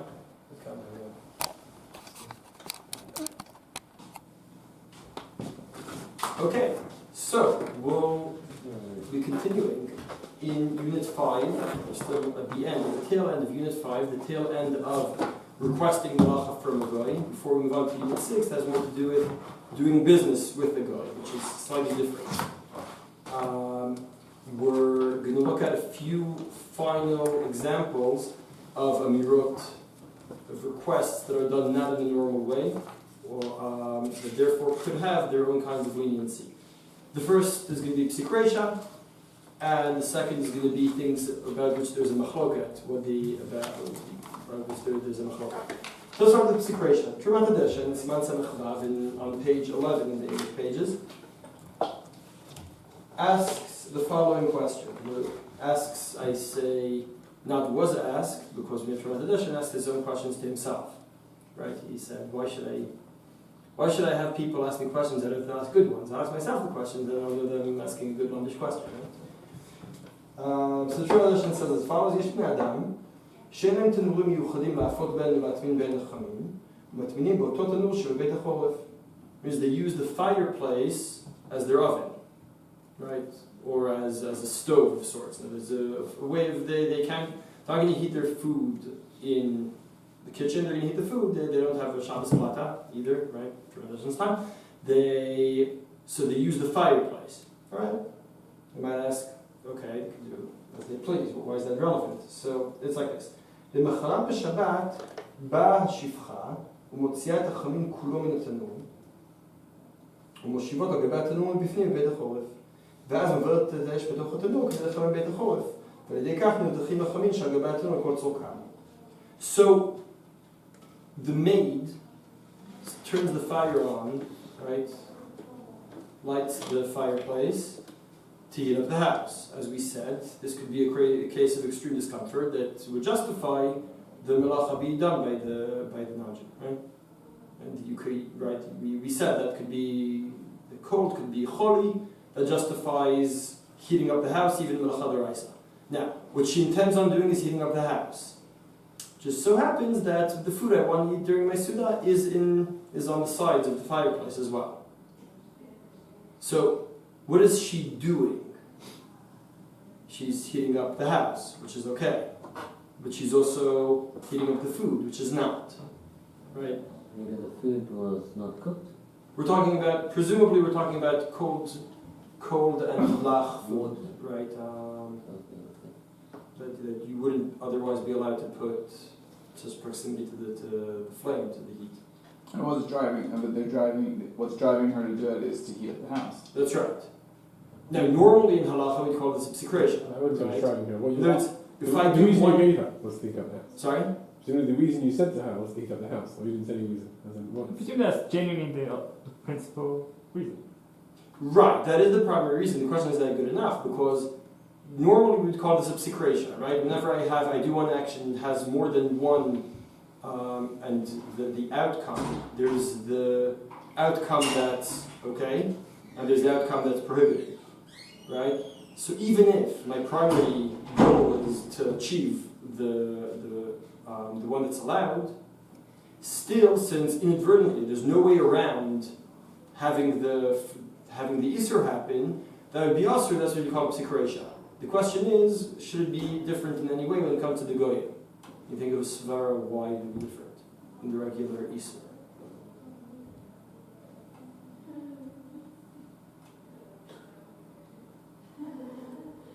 Okay, the idea. There's no mirror. You didn't say anything about it. As in, Yeah, but I mean, there really is a mirror because I told her before Shabbos to do it or whatever. She knows this is her job. This isn't right? She knows she's supposed to heat the fireplace up, and At a certain time. yeah, in the morning when everyone comes back from shul, whatever. She knows when she's supposed to. And you put To light that the food fire. there, and you plant it and rig it So- so that the food is there when she does that. Yeah, it might depend. It might depend if you set up the psikresha situation or if she was just in the psikresha situation. Because This is how people Well, used your to cook. food's not And next I to the think fireplace. this is how people Exactly. used to no, cook. if you set it up, I'm saying it's more problematic. But if it happens, if you have an otherwise okay on Iran, it happened to be that there's a psikresha situation, I could imagine that being not as Right. problematic. I'm saying this example. It's Yeah, it's built in. clearly I set agree. up. Yeah, Right. So the thing is this: another totally different aspect that we have to take into account is when we were talking about the parameters of the prohibition itself. We said that what the guy has on his mind is key to deciding whether something is mutar or asur, right? In other words, if he would do it for himself, just like Yair said right before the shir, right? If the guy is doing the melacha for himself, I'm allowed to benefit from it, right?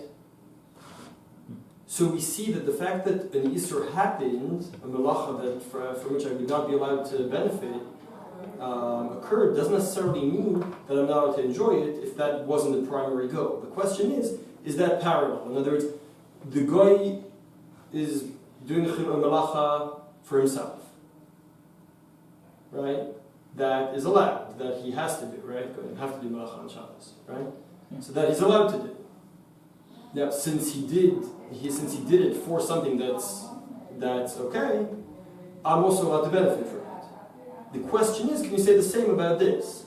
That what she's doing is heating the fireplace for something that's allowed, and therefore also the other outcome should also be okay. So let's see what the translation says.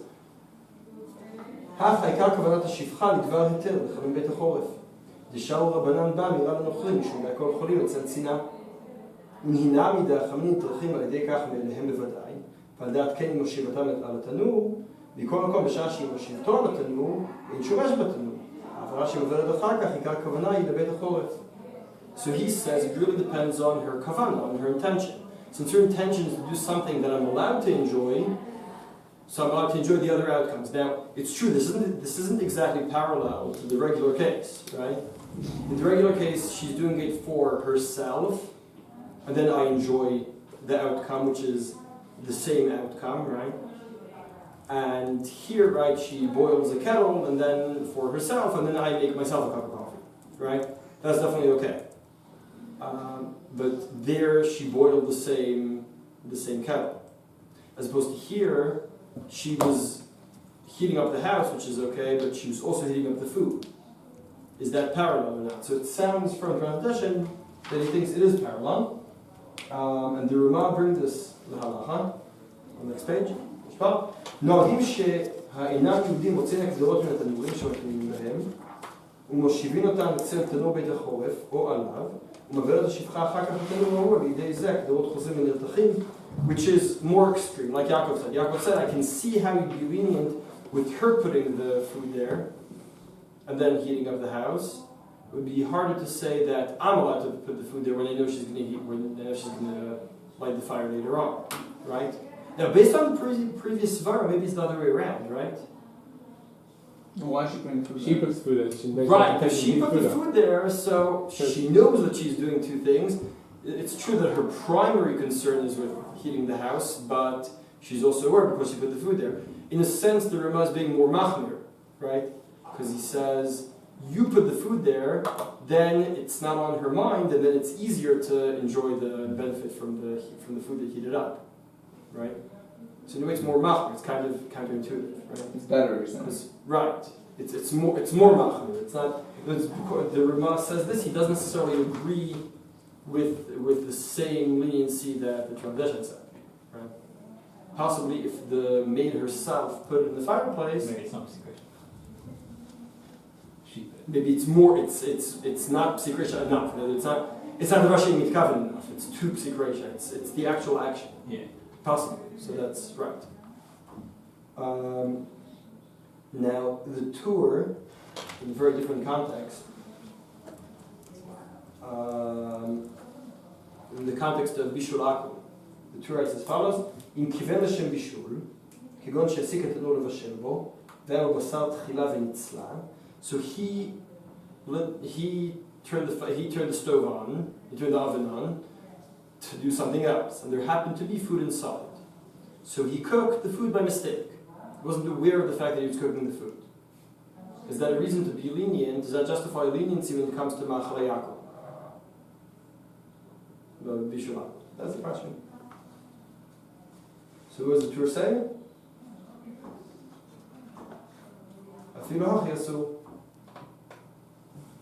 So whenever the guy causes the food to cook, it doesn't really matter if he's aware of it or not. But that's a mitam bishul or mitam the fact that he cooked it. No, bishul. He said this is on. Maybe Tuesday. Shabbat is different though. Why? For the previous svara. You can look at it in two ways. You can look at it right. I don't know. It's like a different realm. Yeah. Right. So.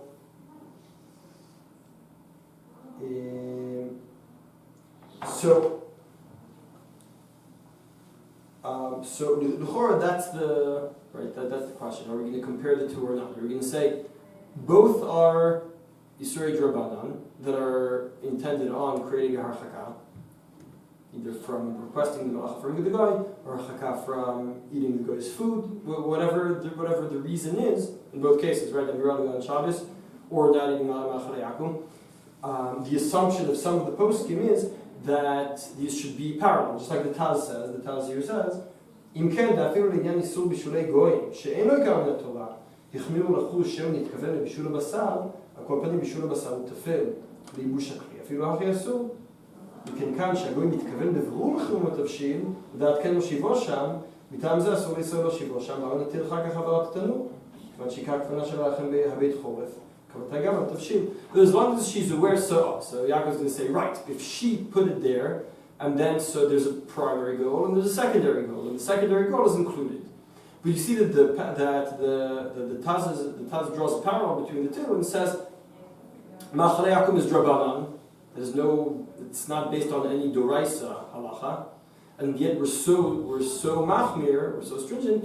We should be the same should apply to Amirale Goy, which is based on Melacha on Shabbos, right? Doing Melacha on Shabbos via proxy, as we learned, right? So, the Chorah there we should more machmir. So whatever halacha applies to us, if we're looking at it like shlichut, any halacha that should apply to us should apply to them as well. So, if once psik reisha is not in the realm of Melacha, is not outside the realm of Melacha Machshevet, right? So too, right, we say, Darash Mitkaven Machloket, whether that's in the world of Melacha Machshevet, all agree that psik reisha is not within that realm, right? Is considered Melacha Machshevet. The Mela and psik reisha applies to them, just like we should have the same parallel, right? The parallel world. Right. We see that's the Taz's direction. Although I feel like the Taz is saying this is not really psik reisha. Because it's not really Devar She'eino Mitkaven. So maybe that's a problem with the Tumat Hadeshin's scenario in the first place, because it's too hard to say that in that case they're not also intending to heat up the food. You're saying that it's really primary and secondary. It's not my intention and what happens inadvertently. It's my primary and secondary goals. Yeah. But they are both goals. Yeah. Right. If she doesn't know the food's there. What? If she doesn't know the food's there. Right, so if she doesn't know the food's it's either hidden or I have one of those now. Nice school. Goes up to the second floor and heat the food on the second floor. Right. Or if I put it on the side of the yeah. fireplace in a way that she just wasn't aware, right? So it's interesting because in the case the Torah brings in, the Torah's case in Yerideh isn't referring to a case where she knows where the goy, whatever. Right, the goy is aware of the food. It sounds like they're not aware and yet it's also. The Torah says if we ask her there, we should definitely ask her here. Now why? Two reasons. First of all, because that's not based on the din d'oraisa, and this is. Second of all, here she put the food there, so she knows what's going on. Okay, what about the Ramah's case? Right? That's what Yaakov's actually asking, right? That's all very well for the Torah Hadeshin's case. What about the Ramah's case? I'm not even sure that I would distinguish necessarily between whether she put it there or the Jew put it there. Like, somebody is intending for this to happen. It's not, in either scenario, we're talking about a situation where it's not really inadvertent. So I would to talk about secretion for real. I would talk about a case where it's really a byproduct and not. Not in mind at all. So this could depend on a few things. First of all, when you're drawing the parallel between the psikresha that the goy does and the rest of the halachot, are we looking at psikresha the way we look at the world of Melacha and Machshevet and say, well, we know that psikresha is considered Melacha and Machshevet, so that should apply to the goy as well? Or do we say, yes, when I do Melacha, I'm not allowed to do any Melacha on Shabbos at all. So when I do Melacha, whatever happens inadvertently is part of what I did. When the guy does melacha and I'm allowed to benefit from the melacha if there's no intention that I'll not necessarily benefit from that. And then you can start looking at primary goals, secondary goals, or other things that happened that the guy wasn't aware of. Then you can start making those distinctions, not because of the parallel of the world of Melacha Machshevet, but just because of the way the Isur was defined, right? That's one way of looking at the discussion. Another way of looking at the discussion is what is psikresha? Why is psikresha asur? So there's a whole discussion. I'm not going to go into the intricacies of that. In one of the Chavot, we have a discussion about that. But just broadly speaking, some Achronim said that psikresha means that, at least halachically defined as something that I am aware of. If it will happen inadvertently, if there's no way that it will not, that the other outcome will not happen, so I need to pay attention to what I'm doing. Right? I mean, this goes down to physics, and you say, well, everything, once you know the actual physics, there's no, right, you can always, if I drag this chair across dirt, right? So is there psikresha that will make a groove in the dirt? You're saying, well, it depends on many parameters that you don't know. You've never tried these chairs out, you don't know what you're talking about, etc., right? Now, we're inclined to say, and this is what the Gemara says, right, that's a classic example of a non-psikresha, right? Because who knows? On the other hand, if I knew all the crap, if I knew exactly how heavy it is, if I knew if I knew whatever relevant physical parameters of the dirt, I'd know whether it'll make a groove or not, right? So why is it not a psikresha? Either it is a psikresha or it's not a psikresha, right? There's no. If you say that, if you break that down, you end up with there's no room for discussion about davar she'eino mitkaven. Because it's always either will necessarily have to happen. There are very few cases in which wherever I try to use a cat and we have no idea what's going to happen.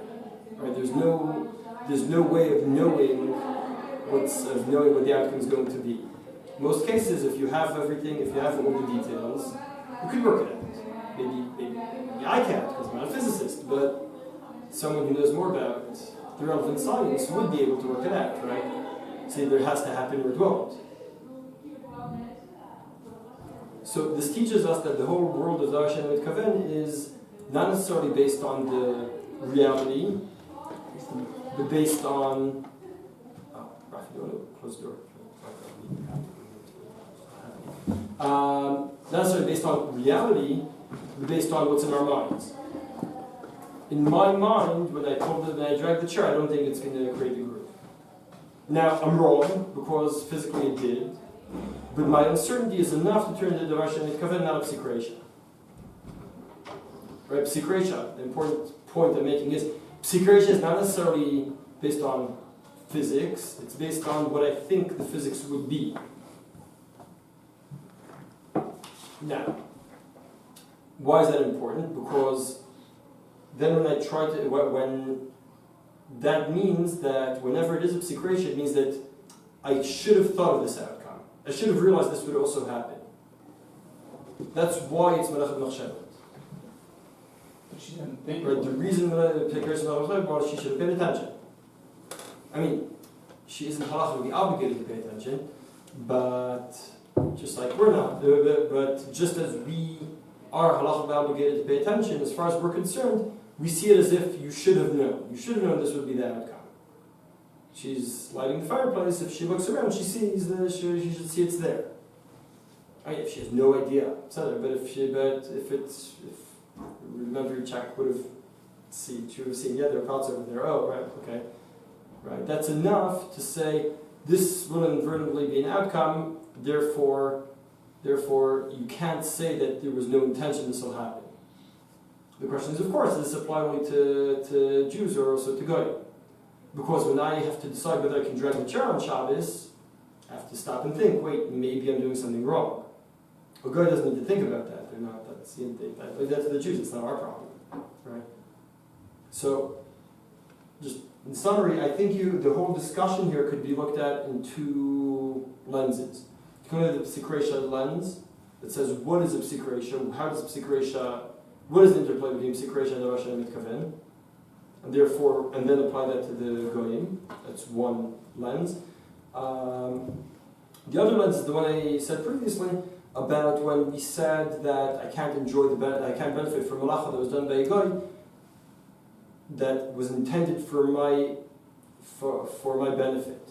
I say, what was intended for my benefit? Well, the fire, the heat was intended for my benefit. What about the food? That wasn't really intended for my benefit because it wasn't really intended all that much. So, or do we say, no, it's a psikresha as far as we're concerned, since you couldn't have done that, you can't enjoy it either. So, I think we philosophized enough. Let's see some on the chorus. So, right, so Trumat Hashem said, so just to sum what we have seen, and then go on to what the poskim said. So based on this, Trumat Hashem said that it is okay, that she could put it there and then light the fire later on, because even if it's a secondary goal, it's still okay, because it's only a psikresha, for whatever reasons we mentioned just now. The Rama said this Halacha, but what he wrote at least was that the Jew could put it there, as we said, for better or for worse, right? Whether that's easier to rely on or harder, right? Depending on the previous. Why do you say that the Rama, what is it?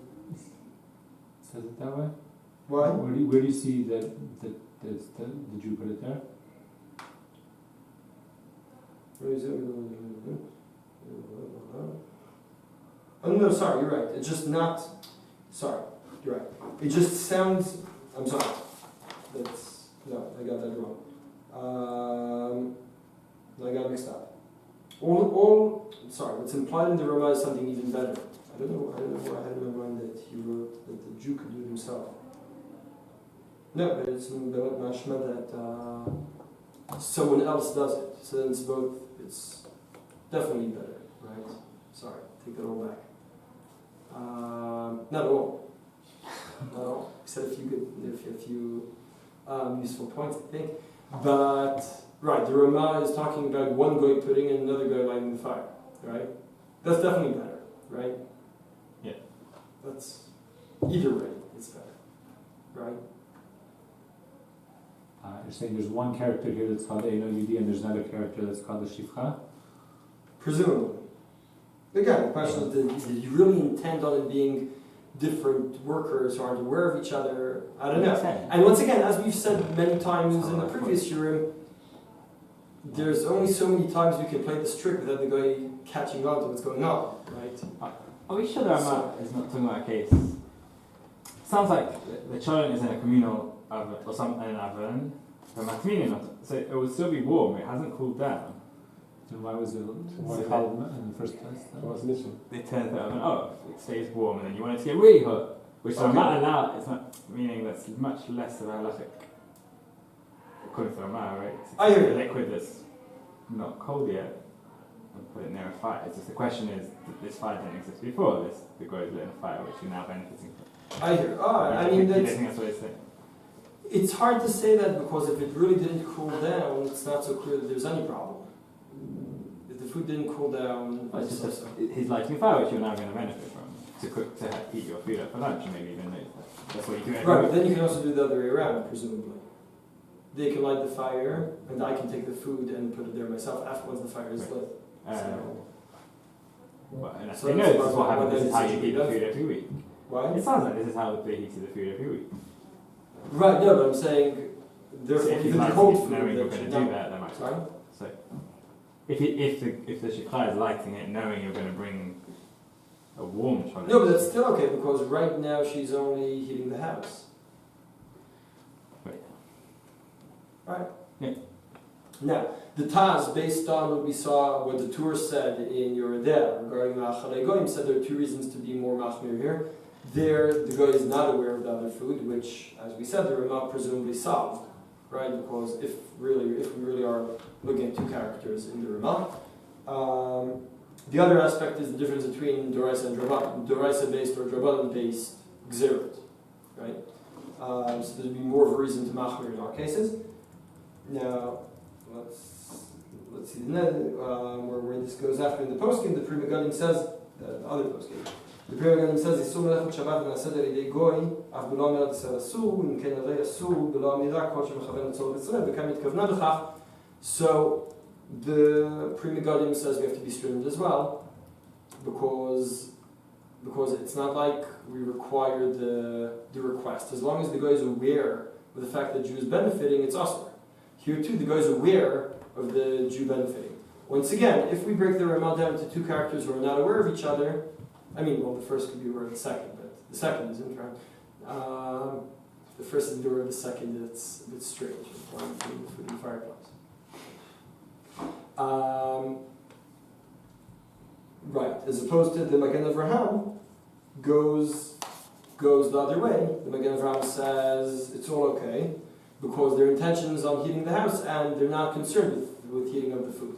So it seems that as long as the guy really isn't aware of this secondary or not thinking about the secondary goals, most poskim would agree it's okay. That's what it sounds like.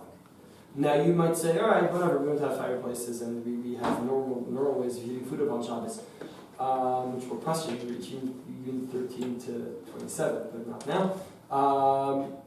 The real question is this. The real question is why is this such a relevant halacha? The answer is if a fuse shuts off on Shabbos, right? So I tell the guy I have more kids and it's cold and I need the heat. So could you turn the main fuse on, right? So for the kids when it's cold, etc., I could ask for. Now what's going to happen when you turn the fuse on? The fridge will go on, the pot will go on, right?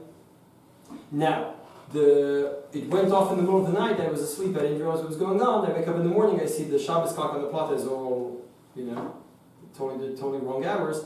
So I want to set it to go either the constant setting or to turn some on, some off, right?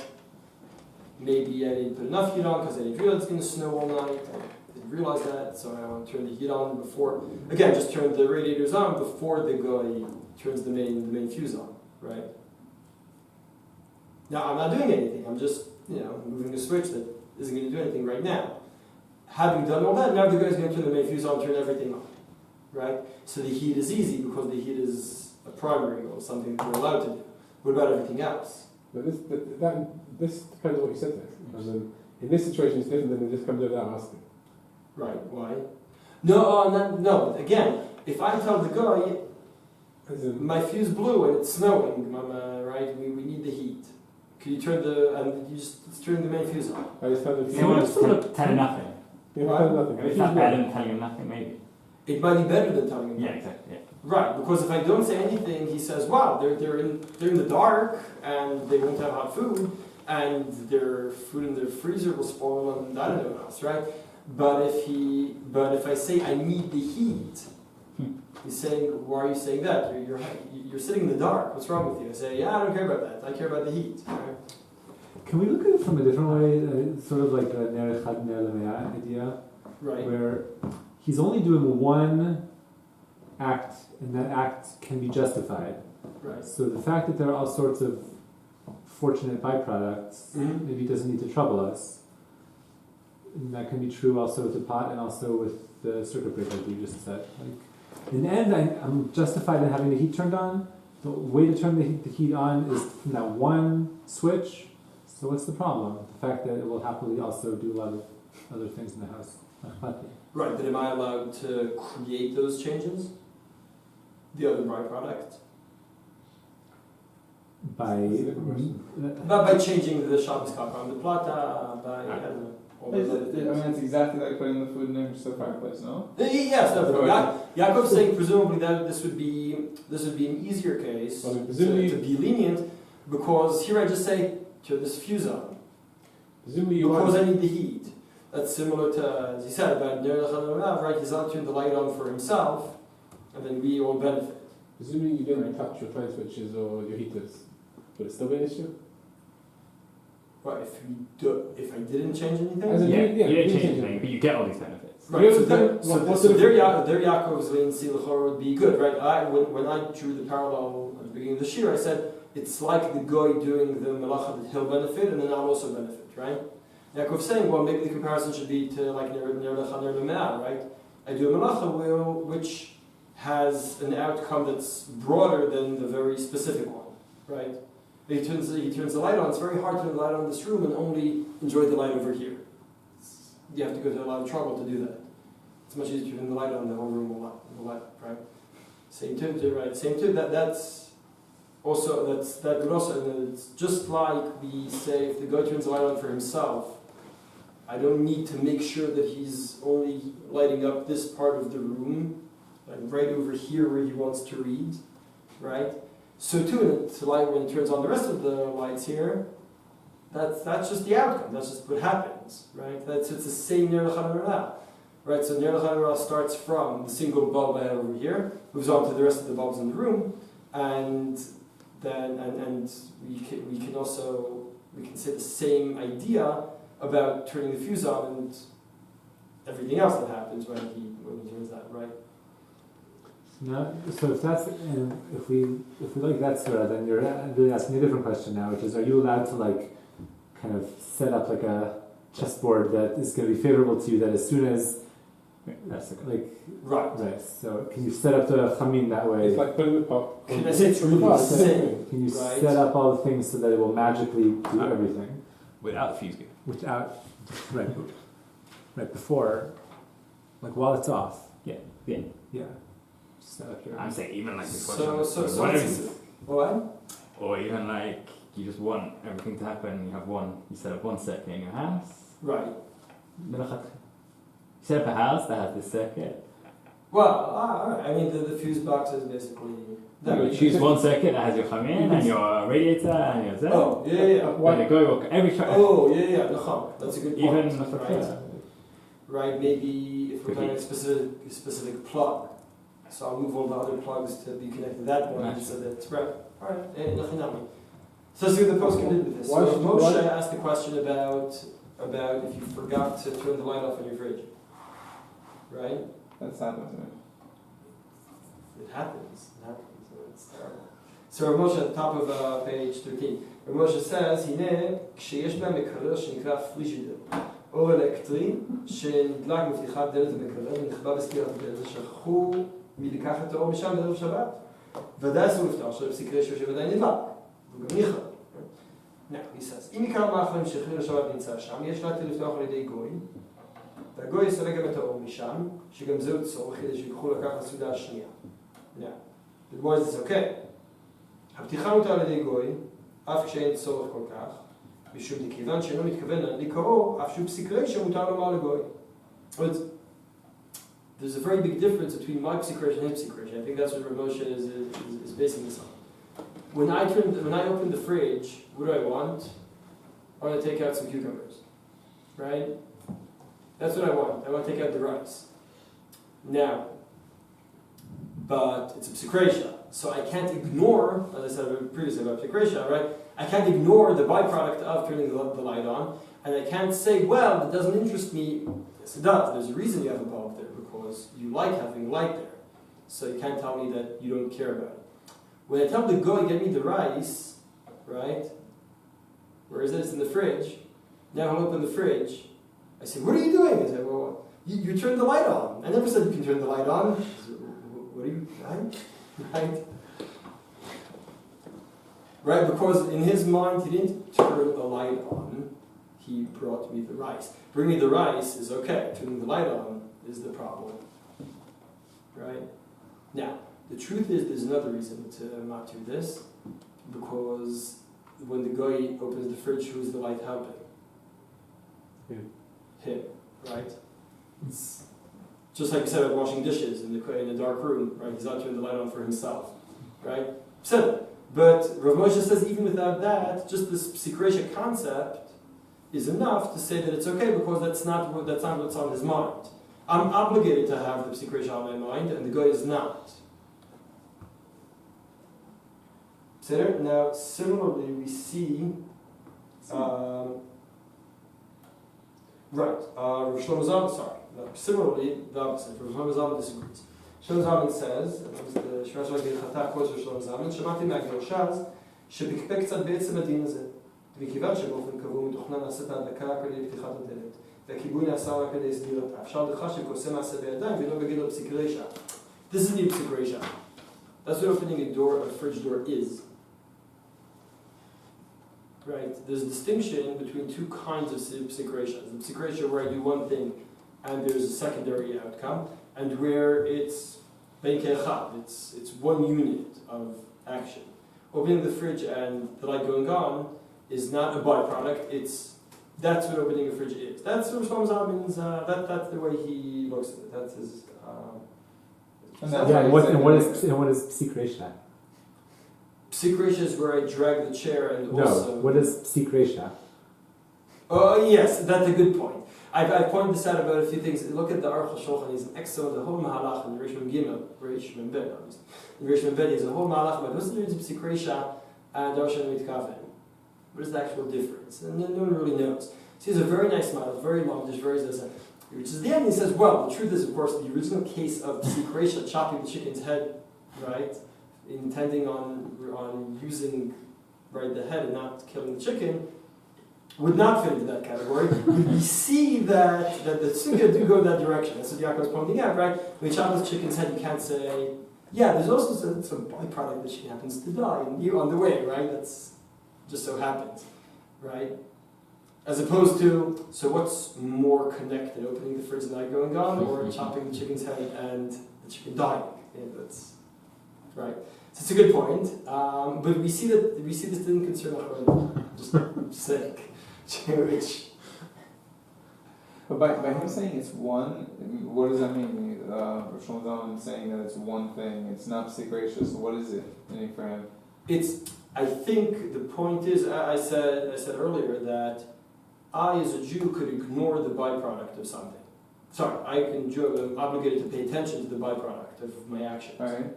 Right? So if inadvertently this will be a byproduct, right? There'll be other outcomes that are problematic. I have to be aware of that. I have to make sure that they won't happen, right? Mm-hmm. They're part of my action because I'm in the halachic sphere and I have to pay attention to that. The goy is not obligated to pay attention to other byproducts. Right? Now, Rav Shlomo Zalman says this is true as long as you could disconnect. As long as you really could say, well, the guy really isn't thinking about the other outcomes. When I tell the guy to open the fridge, he knows the light will go on. That's just the way it works. The system is made to work like that. So you can't disconnect them in the same way. Right?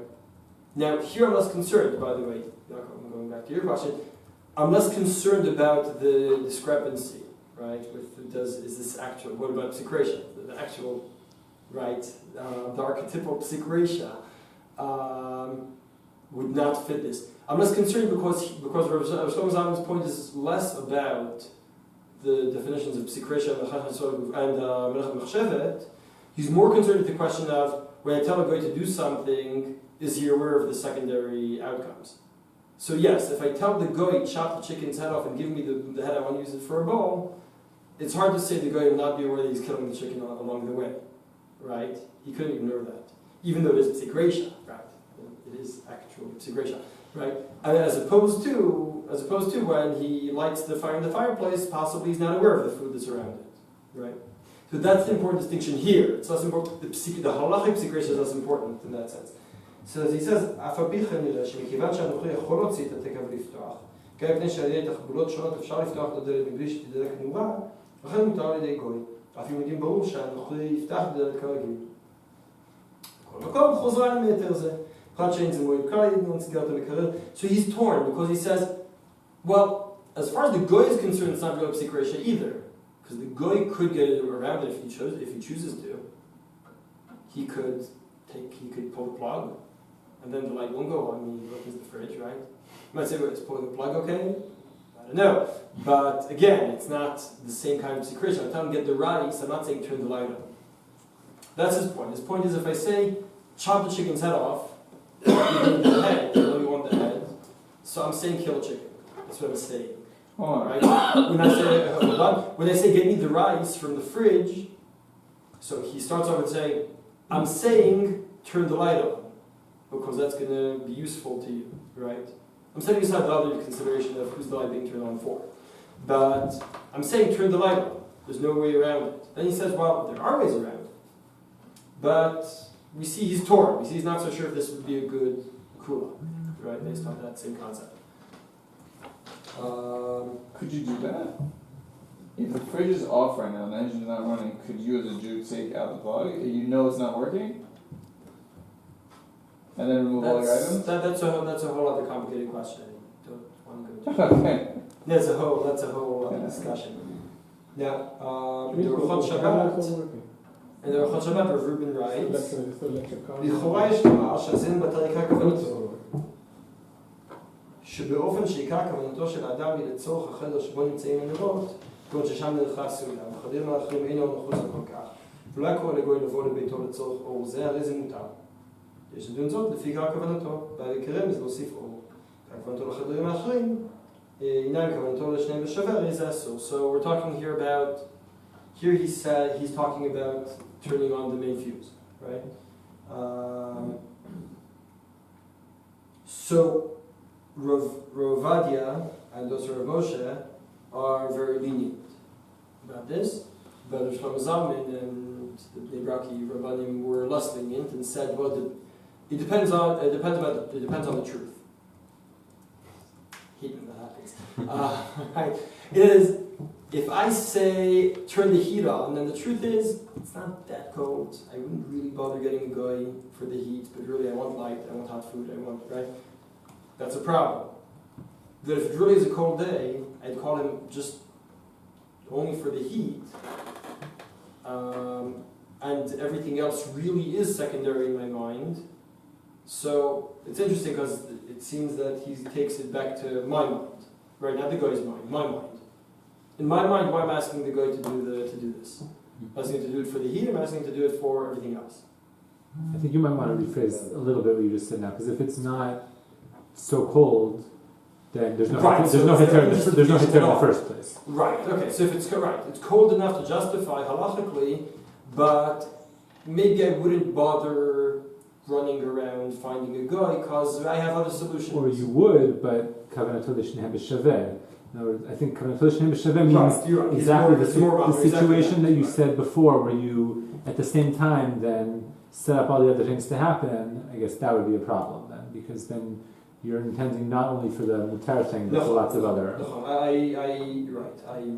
rephrased it more leniently than what he was saying. This is true, right? He's saying as long as my intention is on the other things as well, it's a problem, right? But if in my mind, truly, I have two different, and I really have the heat is what's concerning me, and everything else is really truly is a byproduct, then it should be okay anyway. Okay, so we're finally, B'ezrat Hashem, going to finish unit number 5. Many lumdish aspects that have to do with different ways of requesting melachot have come up in this final half of unit number 5. Now we're going to go into an interesting concept of requesting a goy to be lenient based on a mekel shita we don't hold the halacha. To tell the guy, I'd like you to hold like the Rashba. That's basically what we're looking at here. So the smack, about on page 13. It's like the joke about you hold by that ear. Right, exactly. We don't talk about that. Say, please hold by there. I know that only guy can hold by there, but you're a guy, you can hold by there, right? So, Amaratzim, or you're not. I'm not saying you're not Amaratz. I'm just saying you're a guy. Yeah. So the smack says. בשבירת הפותחת של תיבות נחלקו רבי אליעזר מתיר ורבי שמשון פוסל.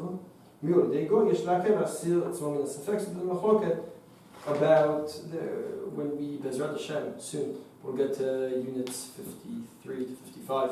We'll learn about Boneh and Soter and all that. So the question is, are you allowed to break the whatever, the specific cases, the specific locks that they had on certain boxes they had, and the question is, were you allowed to break them or not? So it's a machloket between Rishon, between Baalei Tosafot here. So he says like this, it's a machloket Baalei Tosafot, so you shouldn't do it, but you can tell a goy to do it, right?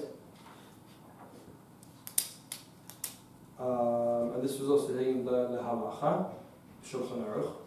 And the question is why? So you see, you have a look at the Tiferet Yisrael on the next page. You're allowed to tell him to do it. You're allowed to request the guy to do the Melacha based on the lenient Shita.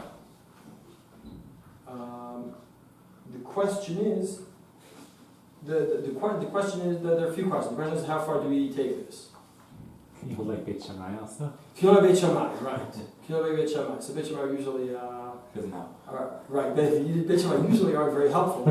But can you, but right, no, can I take a Shitat Tanaim that we obviously know that Halacha, right? So an interesting point about that, I think, is a difference in Derech Halimud, the difference in the mindset between the Beit Yosef and the Maharshal. The Maharshal is very upset about this whole thing. You see the Maharshal in the Yom Shlomo here in Mitzvah, second source in page 14. אני אומר מאחר שדברי רי נכונים שאסור לשבור תיבה, ולא יתירו להקרין קשירת חבל. אם כן, כל מה שאסור לעשותו, אסור נמי לומר לגוי לעשותו. He says, sort of for Blazer says it's okay. Blazer meets one of the Baalei Tosafot. Fine, it's all very well, but he's wrong. He's wrong, so I want you to depend on, how is he going to depend on someone who's wrong? Now, I just want to point out, there's a difference between the Shulchan Aruch and the Maharshal in terms of psak. We see this in many places. The way derech psak, the way we are thinking when we analyze Rishonim to reach psak. Beit Yosef, generally speaking, comes from he thinks of the system as, I can't really argue with other Rishonim. It's not within my jurisdiction. It's not something I can do. What I could do is work out, so I have to work out a system. Who are the three greatest Rishonim? Everyone agrees that the three greatest Rishonim, so I can also say the three greatest Rishonim. And if two of them say it's okay, or not okay, so I have to follow them. And we have systems of working out what halacha will actually be. But the Beit Yosef never says, I'll never write what the Yam Shlomo said, that he's right and he's wrong. It's not something the Beit Yosef would say. Beit Yosef would say, we hold halacha like him because this is the way we do the halachical math. The halachic math works like this, so we do this. But you'd never find the Beit Yosef writing, he's right, or he's wrong. That's not, I can't be the judge of who's right and wrong. I can only say, and now I need to reach a psak. The Yam Shlomo in many places has this, first of all, just the wording here, the phrase that writes, just the verbiage. Right, implying that Divrei Ablezer means they're not wrong. It's just a mistake. He made a mistake. So it's not something right. This is very characteristic of the Yam Shlomo. In many places, he says he writes explicitly against the Beit Yosef and says this whole way of doing this math. I don't know what you're about. You take the sugya, you have to learn it, you have to work out what the truth is, and then you have to do psak based on that. Now, many times, let's say, Tov, I'm Yisrael Paskin like this, and that's also an important aspect. Something I should consider when I come to halacha.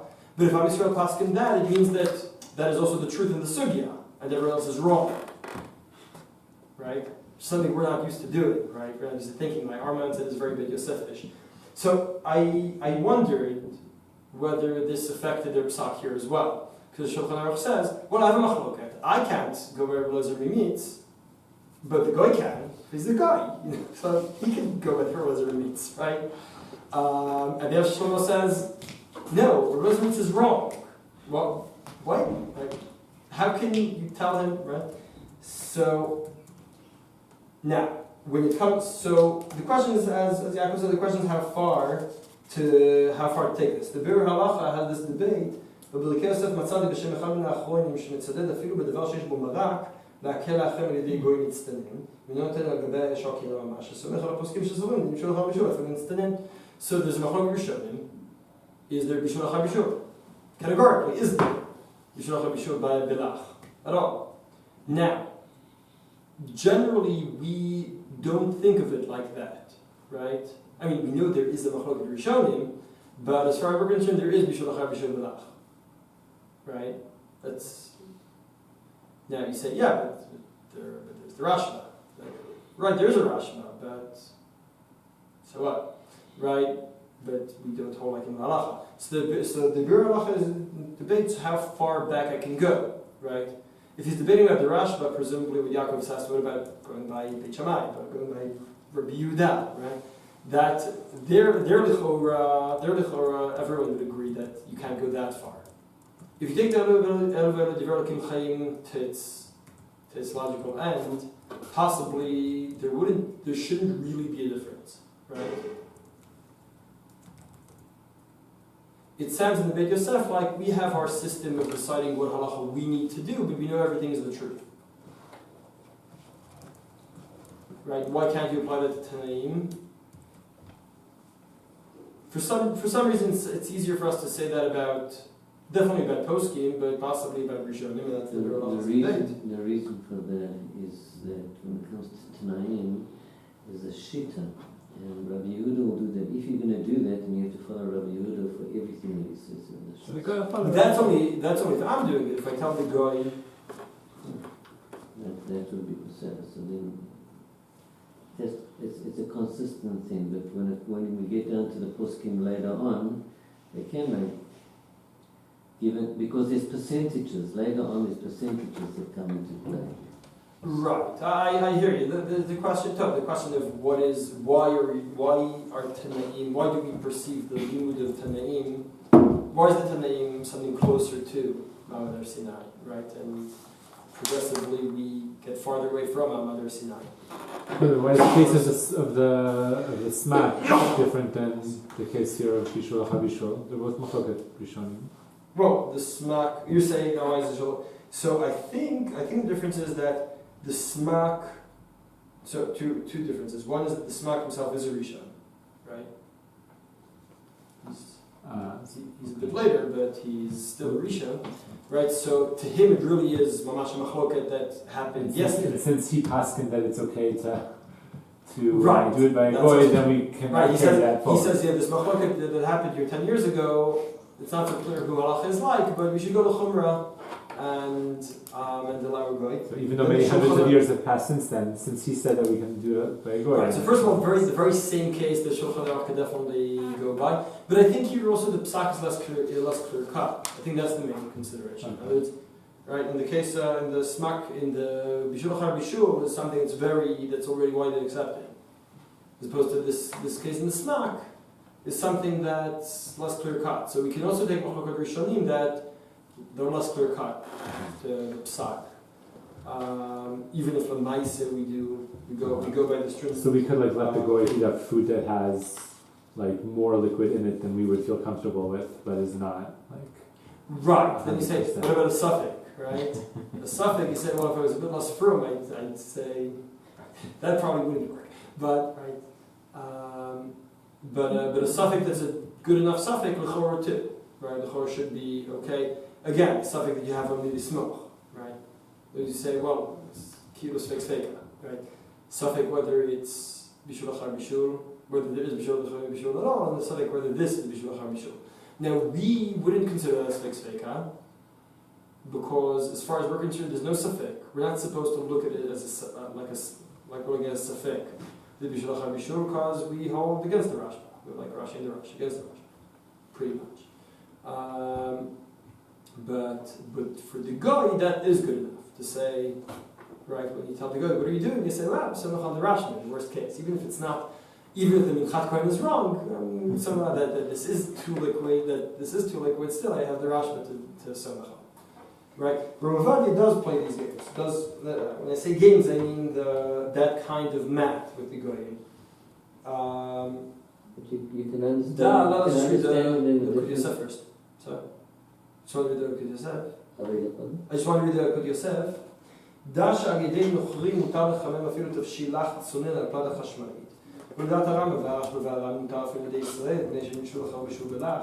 ניתן לחשים לסברת החולקים, צעק די גוי מי אבל כספק את רבנן לכולה.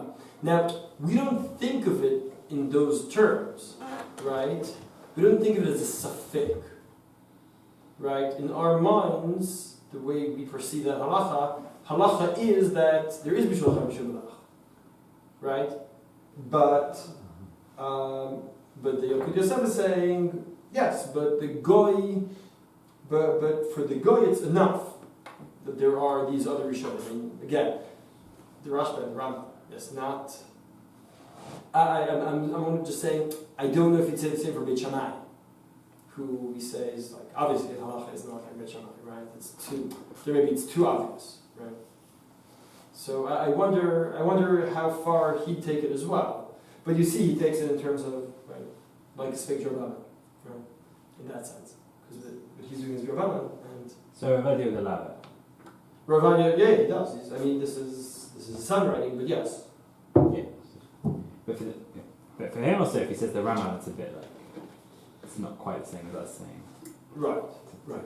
But Lemaisa, we do this, basing ourselves on shittot that where halacha isn't as clear cut, right? Where it's not, where we don't perceive the. Broadly speaking, we are somnech on this. As someone phrased it to me, anything you can ask a Sephardi to do, you can ask a Goy to do. If we don't accept the racist implications of that, but rather than anything, if we can do a tikkun, say anything the Sephardi can ask Ashkenazi to do, you can ask the Goy to do as well. Right? It's also true, right? In other words, you can say since there is such a shita that is accepted, maybe there's no problem the Goy will do it either. Then you want to add something? I'm just saying that there's an overall that we possibly are forgetting, which is that the whole inyan of Amirullah Akum is to come and keep you away from X. Right. So, but yes, you are achieving that. Doesn't matter if he does it, he doesn't do it. Right. You are distancing yourself from a particular thing. Yefet. No, because I wonder if here we'd say that as well, in that sense, that we'd say, since I'm saying I'm somech on the Rashba here, right? Or the Goy is somech on the Rashba here, right? I'm doing that math. Because you're saying, what's the worst that'll happen? So you'll also be somech on the Rashba. Like, it wouldn't be the end of the world. Right. Like, maybe the Gzera, even if we don't pass on that way, Right. there's not a Gzera. Like, Though I do wonder if maybe it's here too, it would be Chamistabra. You'd say, if I tell the guy to do something asur, It's more dangerous. I'm not going to do something asur. But if I tell the guys, if I say, and they say, how do you tell the guy?